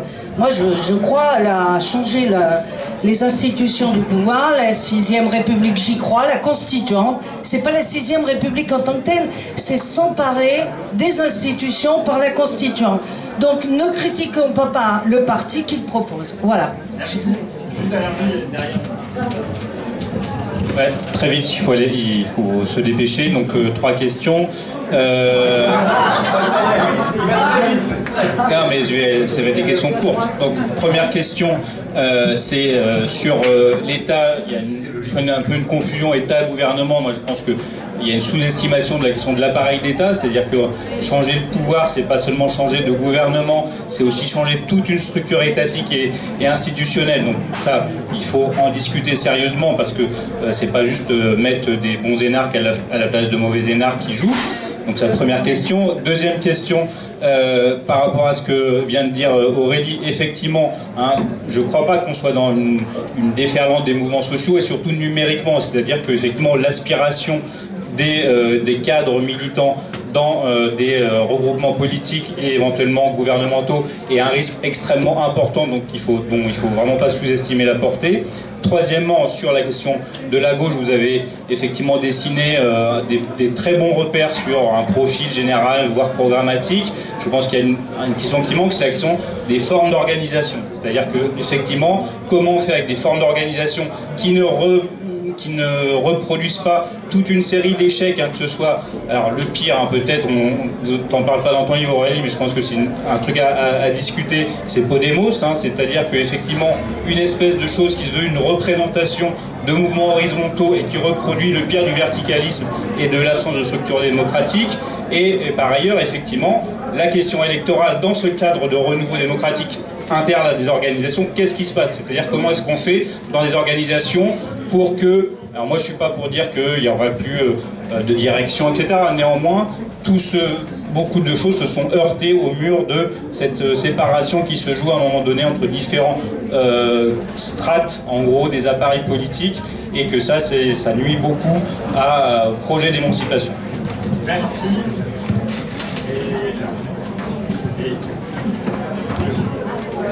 Ah bah oui. Tu seras la dernière. Oui, je crois que la question, Aurélie, tu l'abordes un peu dans ton bouquin, la question du rapport entre partis et mouvements sociaux. C'est une question historique très, très lancinante, hein. On a des expériences récentes en Amérique latine, le PT, par exemple le Parti des travailleurs au Brésil, venu vraiment des mouvements sociaux et qui a pompé toute l'énergie des mouvements sociaux et qui est devenu un parti bourgeois de gouvernement. On a l'expérience du MAS. Tu cites positivement l'expérience du MAS bolivien. Oui, enfin, quand même un exemple. Bon, c'est un peu le même. Bon. Donc, comment est-ce qu'on fait pour réfléchir? On ne va pas reproduire le Front populaire, hein, c'est-à-dire un cartel d'organisations sociales, de syndicats, d'associations et de partis qui promeut un programme électoral, parce qu'on sait que ça ne marche pas. Et qu'on aboutit à ce phagocytage du mouvement social par l'appareil d'État, et on sait très bien que ça, c'est la fin. Comment est-ce qu'on... l'année dernière, tu te souviens, j'ai essayé de promouvoir à ATTAC cette discussion. On a eu une discussion au bureau d'ATTAC sur... Moi, je posais la question, comment est-ce qu'on peut faire, nous, ATTAC, pour essayer d'éviter le piège dans lequel on est en train tous de tomber là-dessus. Et finalement, on n'a pas vraiment réussi à avoir la discussion. Parce que le réflexe, évidemment, dominant, malheureusement, dans la direction de l'ATTAC, ça a été de dire non, mais on n'est pas équipé, on ne sait pas faire. Ce qui est vrai, hein, on ne sait pas faire, on ne sait pas comment organiser cette discussion. Et donc, non, finalement, on ne va pas s'en mêler. Bon. Et à minima, on aurait dû, je pense, créer un espace de débat sur ces questions-là. Qu'est-ce qui s'est passé? Bon, alors, on a eu la primaire populaire qui s'est organisée, qui est un échec, on le voit bien aujourd'hui, mais pourquoi c'est un échec? Parce qu'il s'agit de reproduire une primaire pour désigner le candidat qui va nous sortir de la situation. On reproduit le schéma de la Ve République, donc ça ne peut pas marcher, une primaire qui va désigner un candidat sauveur. Bon. Donc comment on fait, ma question c'est comment on fait pour créer un cadre de discussion politique, d'innovation, théorique, institutionnelle, voilà, comment on fait pour créer ce cadre de débat qui n'existe pas aujourd'hui. On a échoué, là, les différentes primaires, la primaire des Verts, pour l'instant ça se passe pas trop mal, mais on va voir sur quoi ça débouche. Comment on fait pour créer un espace de discussion où on avance vraiment sur ces questions, on discute vraiment sur le fond, en tirant le bilan des expériences historiques, des luttes récentes, voilà, et en essayant d'aller vraiment dans une élaboration nouvelle. Oui, bonsoir et merci beaucoup à tous les trois pour tout l'élan que vous nous donnez, ça fait beaucoup de bien, c'est enthousiasmant, etc. Attends, juste, je dis encore une phrase positive. Non, mais parce que vraiment, ce constat que vous faites, il est très partagé sur le fait que là, on est dans une situation où, en effet, il y a de l'ébullition, il y a des mouvements sociaux, il y a de la radicalité, il y a de l'auto-organisation, de l'autonomie, et c'est aussi bien dans les quartiers populaires, du côté de l'antiracisme, du féminisme, voilà, bon, et des gilets jaunes, voilà, et avec beaucoup d'espoir aussi, et vous nous en donnez. c'est pas un mais, c'est-à-dire que c'est vrai que tout à l'heure Emre disait il y a quelque chose qui m'a turlupiné. Moi, il y a un truc qui m'a quand même turlupiné pendant une partie du débat. Et après, Aurélie, je t'ai entendu parler de capitalisme. C'est pas pour, à toute force, plaquer ce mot sur nos discussions. Mais c'est vraiment une interrogation ouverte que je vous pose en toute sororité et fraternité. C'est-à-dire, qu'est-ce qui est compatible véritablement avec ce capitalisme, en fait?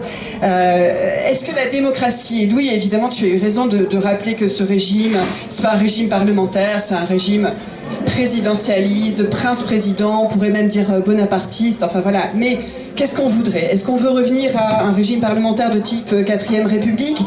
Est-ce qu'on veut des formes vraiment alternatives de la démocratie? Et dès lors, est-ce que des formes de démocratie vraie sont compatibles avec un système capitaliste qui est fondé sur des rapports sociaux d'exploitation, de dépossession, d'appropriation pour une minorité? Comment on peut explorer concrètement le projet? Quel projet positif? Parce qu'on a été longtemps sur la défensive, on a été anti-néolibéraux, enfin, pour ma part, pas vraiment, mais en fait, je sais pas, on est anticapitaliste. Mais qu'est-ce qu'on propose concrètement? Par exemple, quelqu'un comme Piketty, il propose une démocratie dans les entreprises, ce qu'il appelle un socialisme participatif, avec autant de voix dans les conseils d'administration pour les représentants des salariés que pour les actionnaires. Moi, je pense que c'est un leurre. Je pense que c'est un leurre parce que c'est pas vrai, il n'y aura jamais de démocratie au sein des entreprises tant que la propriété elle sera détenue par une minorité. Mais est-ce qu'on peut explorer ces pistes-là? Il y a des programmes qu'on va dire réformistes qui disent qu'il faut limiter l'influence du capital. Il faut arrêter de voir le capitalisme gangréner toutes nos existences, tout le champ de nos existences. Mais en fait, qu'est-ce qui va se passer? Qu'est-ce qui se passerait si arriver au pouvoir une gauche sincèrement réformiste, mais vraiment des réformes au sens positif du terme, pas toutes ces contre-réformes auxquelles on a eu droit comme un bulldozer? Qu'est-ce qui se passerait? Est-ce que c'est compatible en fait? On a beaucoup parlé, je m'arrêterai là, de la commune de Paris, et je ne veux pas fétichiser non plus la commune, mais on a célébré ses 150 ans et on a vu un projet. On a vu un projet démocratique, on a vu un projet sur le droit des femmes, on a vu un projet qui mettait en cause radicalement le fonctionnement du capital. Ce que tu disais aussi en partie, en fait, Aurélie, sur la question des communs, mais oui, mais je pense qu'il faut vraiment qu'on assume ça, en fait, qu'on documente les ravages du capitalisme, qu'on assume désormais que le capitalisme a fait son temps, et c'est pas être, je sais pas, fétichiste ou sectaire de dire, voilà, il faut qu'on soit anticapitaliste, mais qu'est-ce qu'on propose en fait concrètement? C'est quoi la socialisation? C'est quoi les communs? C'est quoi la démocratie qu'on veut? Je pense qu'on a vraiment, vraiment besoin de ça. Aujourd'hui, en temps d'extrême droitisation, l'extrême droitisation, elle vient pas que de l'extrême droite, elle vient aussi de la faiblesse, la fragilité de nos projets alternatifs. Donc là, il est temps de plus être uniquement sur la défensive ou à parler de lutte, comme vous l'avez fait à juste raison, de lutte, bien sûr, mais pour quel projet? Moi, j'ai une mini-question. Vous avez beaucoup parlé, mais d'ailleurs elle rejoint la question de Ludivine sur le capitalisme. Vous parlez beaucoup en fait des mouvements sociaux d'un côté, de la politique de l'autre. Quelle place vous faites à l'individu là-dedans? Est-ce que vous croyez à sa puissance, à la puissance de l'individu? Oh là, ouais. Allez, tous les deux, votre conclusion. Et oui, allez, 5 minutes chacun, ça vous va? Ouais, allez. Bon, rapido presto. Je ne vais pas répondre à la question de Ludivine. Moi, mon angle n'est pas celui-là. Je suis tout à fait à l'écoute de toutes les propositions qui peuvent être faites. Moi, mon alarme, elle est que nous sommes dans un rapport de force sur le terrain politicien, sur le terrain électoral, sur le terrain institutionnel, sur le terrain médiatique, sur le terrain étatique, et je suis entièrement d'accord avec ce qui a été dit sur l'État tout à l'heure, nous sommes dans ce rapport de force sur ce terrain de jeu-là, qui n'est pas le mien. Moi, je me situe sur le terrain du bouillonnement et de ce qui s'invente. Nous sommes dans un rapport de force totalement défavorable. Totalement défavorable. Donc l'enjeu, on verra bien. Et tu as entièrement raison, et merci pour vous nous redonner de l'espoir, ou vous nous insuffler de l'espoir que nous avons déjà, mais on verra bien ce qui se produira comme réalité là, à gauche, dans les gauches. Mais ce qui m'importe, c'est que nous créons notre propre jeu, qu'il y ait du jeu, qu'il y ait de l'espace de conflit, qu'il y ait de l'espace à faire bouger les choses, et y compris à faire bouger l'agenda. comment dire, personne n'est assigné à son origine. Il n'y a, voilà, et moi, je ne crée pas d'interdit, que les gens bougent, que les gens, ils peuvent dévaler, comme on le voit, des escaliers terribles, mais peut-être qu'ils peuvent bouger dans un autre sens. Et pour faire écho à ce qu'a dit Thomas, nous avons été témoins, comme Carrefour à Mediapart, de toutes ces tentatives. Vous l'avez oublié, mais bien avant la France Insoumise, il y a eu la tentative de mouvement commun créé par Pouria Amir Chahi, qui a été rattrapé par d'autres soucis personnels, mais qui était sur ce terrain-là. Et à l'époque, vous les retrouverez À gauche de l'impossible, j'avais éditorialisé, développé cette idée qu'il fallait créer un espace du commun. Et il y a eu d'autres tentatives, y compris, je me souviens de Caroline Dehaas, qui avait organisé des réunions à Mediapart, avec y compris les militants contre l'islamophobie, le CCIF, etc. Il y a eu. Donc il faut bien se dire, je ne sais pas pourquoi ça n'a pas marché. Mais en tout cas, nous sommes dans cette situation-là, qui est quand même une situation de résistance, et non pas d'offensive. Deuxièmement, et je voudrais juste souligner ça, je trouve qu'il y a eu un impensé dans notre débat qu'on n'a pas assez souligné, et qui est quand même au cœur de la violence qui se déchaîne là, et qui est un impensé très français, qui est la question coloniale. Le débat américain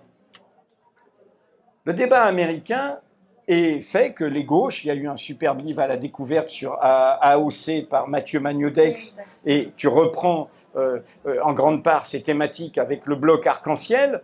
Les gauches américaines ont été nourries dès les années 60, toutes tendances confondues, y compris les gauches pas du tout radicales. Pourquoi? Parce que il y a eu ce sentiment que certes l'esclavage a été aboli, mais que l'abolition de l'esclavage n'empêche pas la ségrégation et le racisme systémique. Donc il y a eu un mouvement des droits civiques profondément majoritaire, avec une sorte d'hégémonie politique, hein, et là on rejoint le terme gramscien, qui a fait que quand on parle de manière, dans les gauches françaises, en se pinçant les nez, en disant l'intersectionnalité c'est anglo-saxon, vision totalement xénophobe, comme s'il n'y a pas un mouvement ouvrier américain, comme s'il n'y a pas une histoire, etc. L'intersectionnalité, qui est de dire tu peux avoir une domination de classe qui se cumule à une domination de race et qui se cumule à une domination de genre, eh bien c'est une évidence, et c'est une évidence qui a insufflé. Elle est là au cœur des gauches. Elle n'est pas au cœur des gauches françaises, et y compris des gauches qui se pensent plus radicales que les gauches qui ont gouverné. Elle n'est pas. Pourquoi? Parce que globalement, le débat français, c'est depuis 62, fin indépendance de l'Algérie, je ne vais pas refaire tout le film, la question coloniale, elle est la question des indépendances. Elle n'est plus en nous. Mais non, elle est en nous, elle est au cœur de nous, pas seulement parce qu'on est la dernière puissance coloniale directe, mais qu'on est fait de cette histoire, que nos classes populaires sont faites de cette histoire. Pour moi, la question coloniale est la question française. Je partage tout ce que tu as dit sur le capitalisme et ce que disait René Dumont. Mais je pense qu'il y a deux leviers essentiels aujourd'hui pour bouger et pour faire union et rapport de force. C'est la question démocratique, car ça, tout le monde la sent, et y compris les Gilets jaunes l'ont posé, et c'est eux qui ont été le posé au plus près de l'Élysée.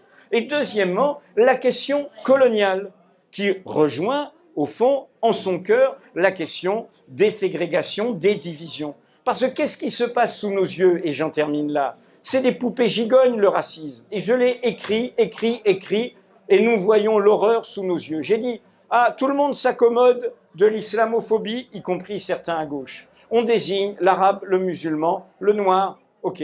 Puis derrière, il y a la négrophobie, mais il y a quoi au bout du compte? Et vous l'avez sous les yeux cet été, avec le fait qu'il n'y ait pas eu de front populaire, de mobilisation populaire, il y a un an, des organisations ou des associations de gauche pour demander une politique sanitaire progressiste, de ce que j'ai dit tout à l'heure, il suffisait de reprendre la note du Conseil scientifique, et bien du coup, ça a laissé la place à anti-pass par rapport à l'autoritarisme, rejoint anti-vax, complotisme, et quoi?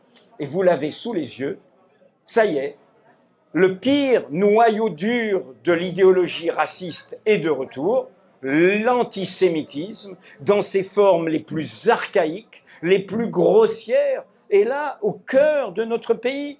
Et celui qui l'accompagne, c'est l'origine ne protège de rien, c'est évidemment celui qui est sur tous les plateaux de télévision actuellement. Et là, nous sommes au cœur c'est une machine infernale.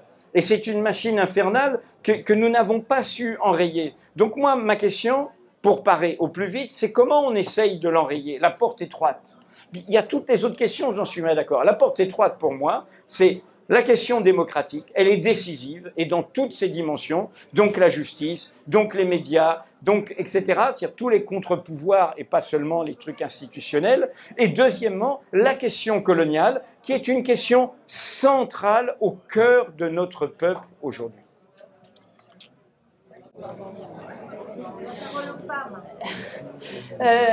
Ouais, je vais revenir d'abord sur la question de l'individu qui est compliquée, Pablo, mais du coup, bon, je ne vais pas aller dans le débat sur la place de l'individu dans la société qu'on souhaite, mais déjà la place de l'individu dans notre militantisme, c'est déjà beaucoup. Et pour moi, ça pose deux questions. C'est la question du plaisir qu'on prend à militer. Et là, je trouve que les mouvements de ces dernières années nous amènent beaucoup de choses sur les joies militantes. Enfin, je pense au bouquin de Juliette Rousseau qui est superbe là-dessus, sur les joies qu'on peut avoir à militer et peut-être de retrouver cette joie ou de se l'affirmer et de voir comment on peut porter ça. C'était ce qu'on a aussi porté avec les Rosies et dans bien d'autres mouvements. Hein. C'est comment la culture aussi reprend une place pleine et entière dans nos façons de militer. Et puis, c'est aussi dans le militantisme l'égalité réelle.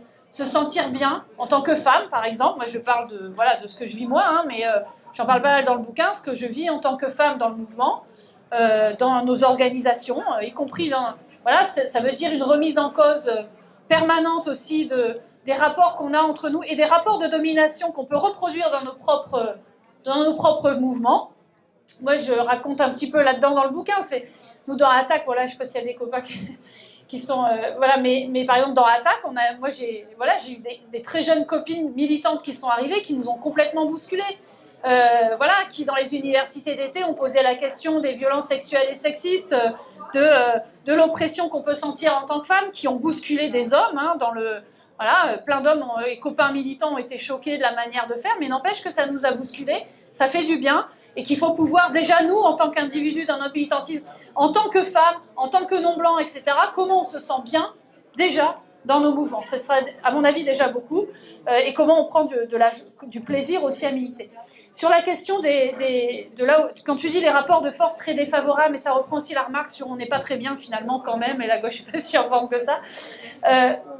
Oui et non, c'est vrai que numériquement, peut-être c'est compliqué, mais moi je parle surtout de créativité, de nouvelles alliances, etc.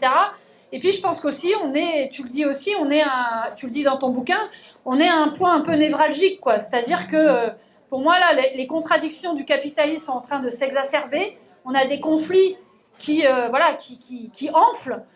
Et quelque part, on est presque à la croisée des chemins. C'est-à-dire qu'on a un capitalisme de plus en plus dur qui doit passer par ce bras armé répressif. Ou, pour moi, l'autre solution est celle de la radicalité de la gauche écologique. Mais je vois pas comment en fait une voie intermédiaire pourra aujourd'hui s'imposer. Et donc du coup, on est quand même à ce point un peu névralgique, quoi, et à nous de pouvoir y répondre, quoi. Sur la question anticapitaliste, ça pareil, en une minute, je n'y arriverai pas. Mais je ne sais pas s'il faut utiliser gauche ou anticapitaliste. Ce qui est sûr, c'est que ce qu'on porte finalement, c'est une remise en cause des fondements du capitalisme. À partir du moment où on dit qu'on n'accepte pas l'exploitation du capital sur le travail et la nature, des hommes sur les femmes, des blancs sur les non-blancs, etc. Quand on dit qu'il faut enlever les décisions de travail, d'investissement, etc. de la dictature de la rentabilité financière, forcément, on est, je sais pas si c'est anticapitaliste, en tout cas pour une remise en cause très forte des fondements du capitalisme, ça c'est certain. Voilà, donc est-ce qu'il faut l'assumer ? Je pense que oui, il faut l'assumer. Voilà, il faut le dire comme tel. Et juste pour finir sur une idée, moi, sur la question mouvements sociaux, partis politiques. Voilà, Thomas, Vincent, etc. Vous posez évidemment des questions auxquelles je peux pas répondre maintenant. Il faudrait du temps, et puis je trouve que c'est très juste ce que vous dites. Simplement, je pense que ce qui est important, c'est d'assumer la diversité des stratégies et des tactiques. Et dans les stratégies, Il y a une stratégie de rupture qui est celle des Gilets jaunes, qui est celle... voilà. Il y a une stratégie interstitielle. Moi, pour moi, c'est la stratégie de Damasio des archipels, c'est-à-dire les ZAD, les monnaies locales, etc. Tous les interstices laissés par le capitalisme, où justement on est anticapitaliste à l'intérieur d'un système capitaliste. Je sais pas si... Voilà, au moins un petit peu. Alors le problème, il est de rester dans sa bulle. Voilà. C'est un peu d'ailleurs le cas de Damasio, on reste un peu dans sa bulle quoi finalement. Et puis il y a la stratégie pour moi qui est aussi une stratégie qui se vaut, qui est celle que Eric Olin White appelle de stratégie symbiotique, qui est la participation critique aux institutions. Et pour moi il n'y a pas une stratégie meilleure que les autres. Toutes se valent et je ne sais pas laquelle l'emportera. Peut-être toutes, les trois, mais je pense qu'il faut les assumer ensemble. Il faut les respecter, les assumer. Je ne sais pas par laquelle... Mais du coup, ça veut dire aussi dialoguer entre tous ces militants dans ces différentes stratégies. Et j'en reviens à ce que te dit Thomas, et je finis par là. Oui, je pense qu'on manque aujourd'hui d'un réel espace de dialogue entre toutes ces stratégies, ces mondes de la gauche qui ont du mal à se parler, qui quelque part portent des valeurs et des aspirations communes, mais qui ont toutes des limites. Voilà. Parfois, c'est dur. Je veux dire... Voilà combien de fois dans la marée populaire ou la manif du 12 juin, combien de fois on a été énervé côté mouvements sociaux par la façon de faire de partis politiques. Mais quelque part, moi, je suis pour qu'on le fasse. Parce que c'est comme ça qu'on reconstruira la gauche, en assumant nos désaccords, nos tensions, etc., mais en essayant d'avancer ensemble, quoi. Voilà. Merci beaucoup, merci à tous les deux. Alors il y en a beaucoup des livres à lire dans cette rentrée, mais je vous assure que ces deux livres donnent matière à penser, à réfléchir et aussi à s'indigner. À gauche de l'impossible, Edwy Plenel, La Découverte, et Aurélie Trouvé, Le Bloc Arc-en-Ciel, La Découverte aussi. Et les livres sont disponibles sur la table. Merci à tous d'être venus, merci d'avoir participé et à bientôt. On poursuivra l'échange ici ou ailleurs. Ici étant un lieu aussi convivial où on peut aller boire et discuter ensemble. Merci à vous.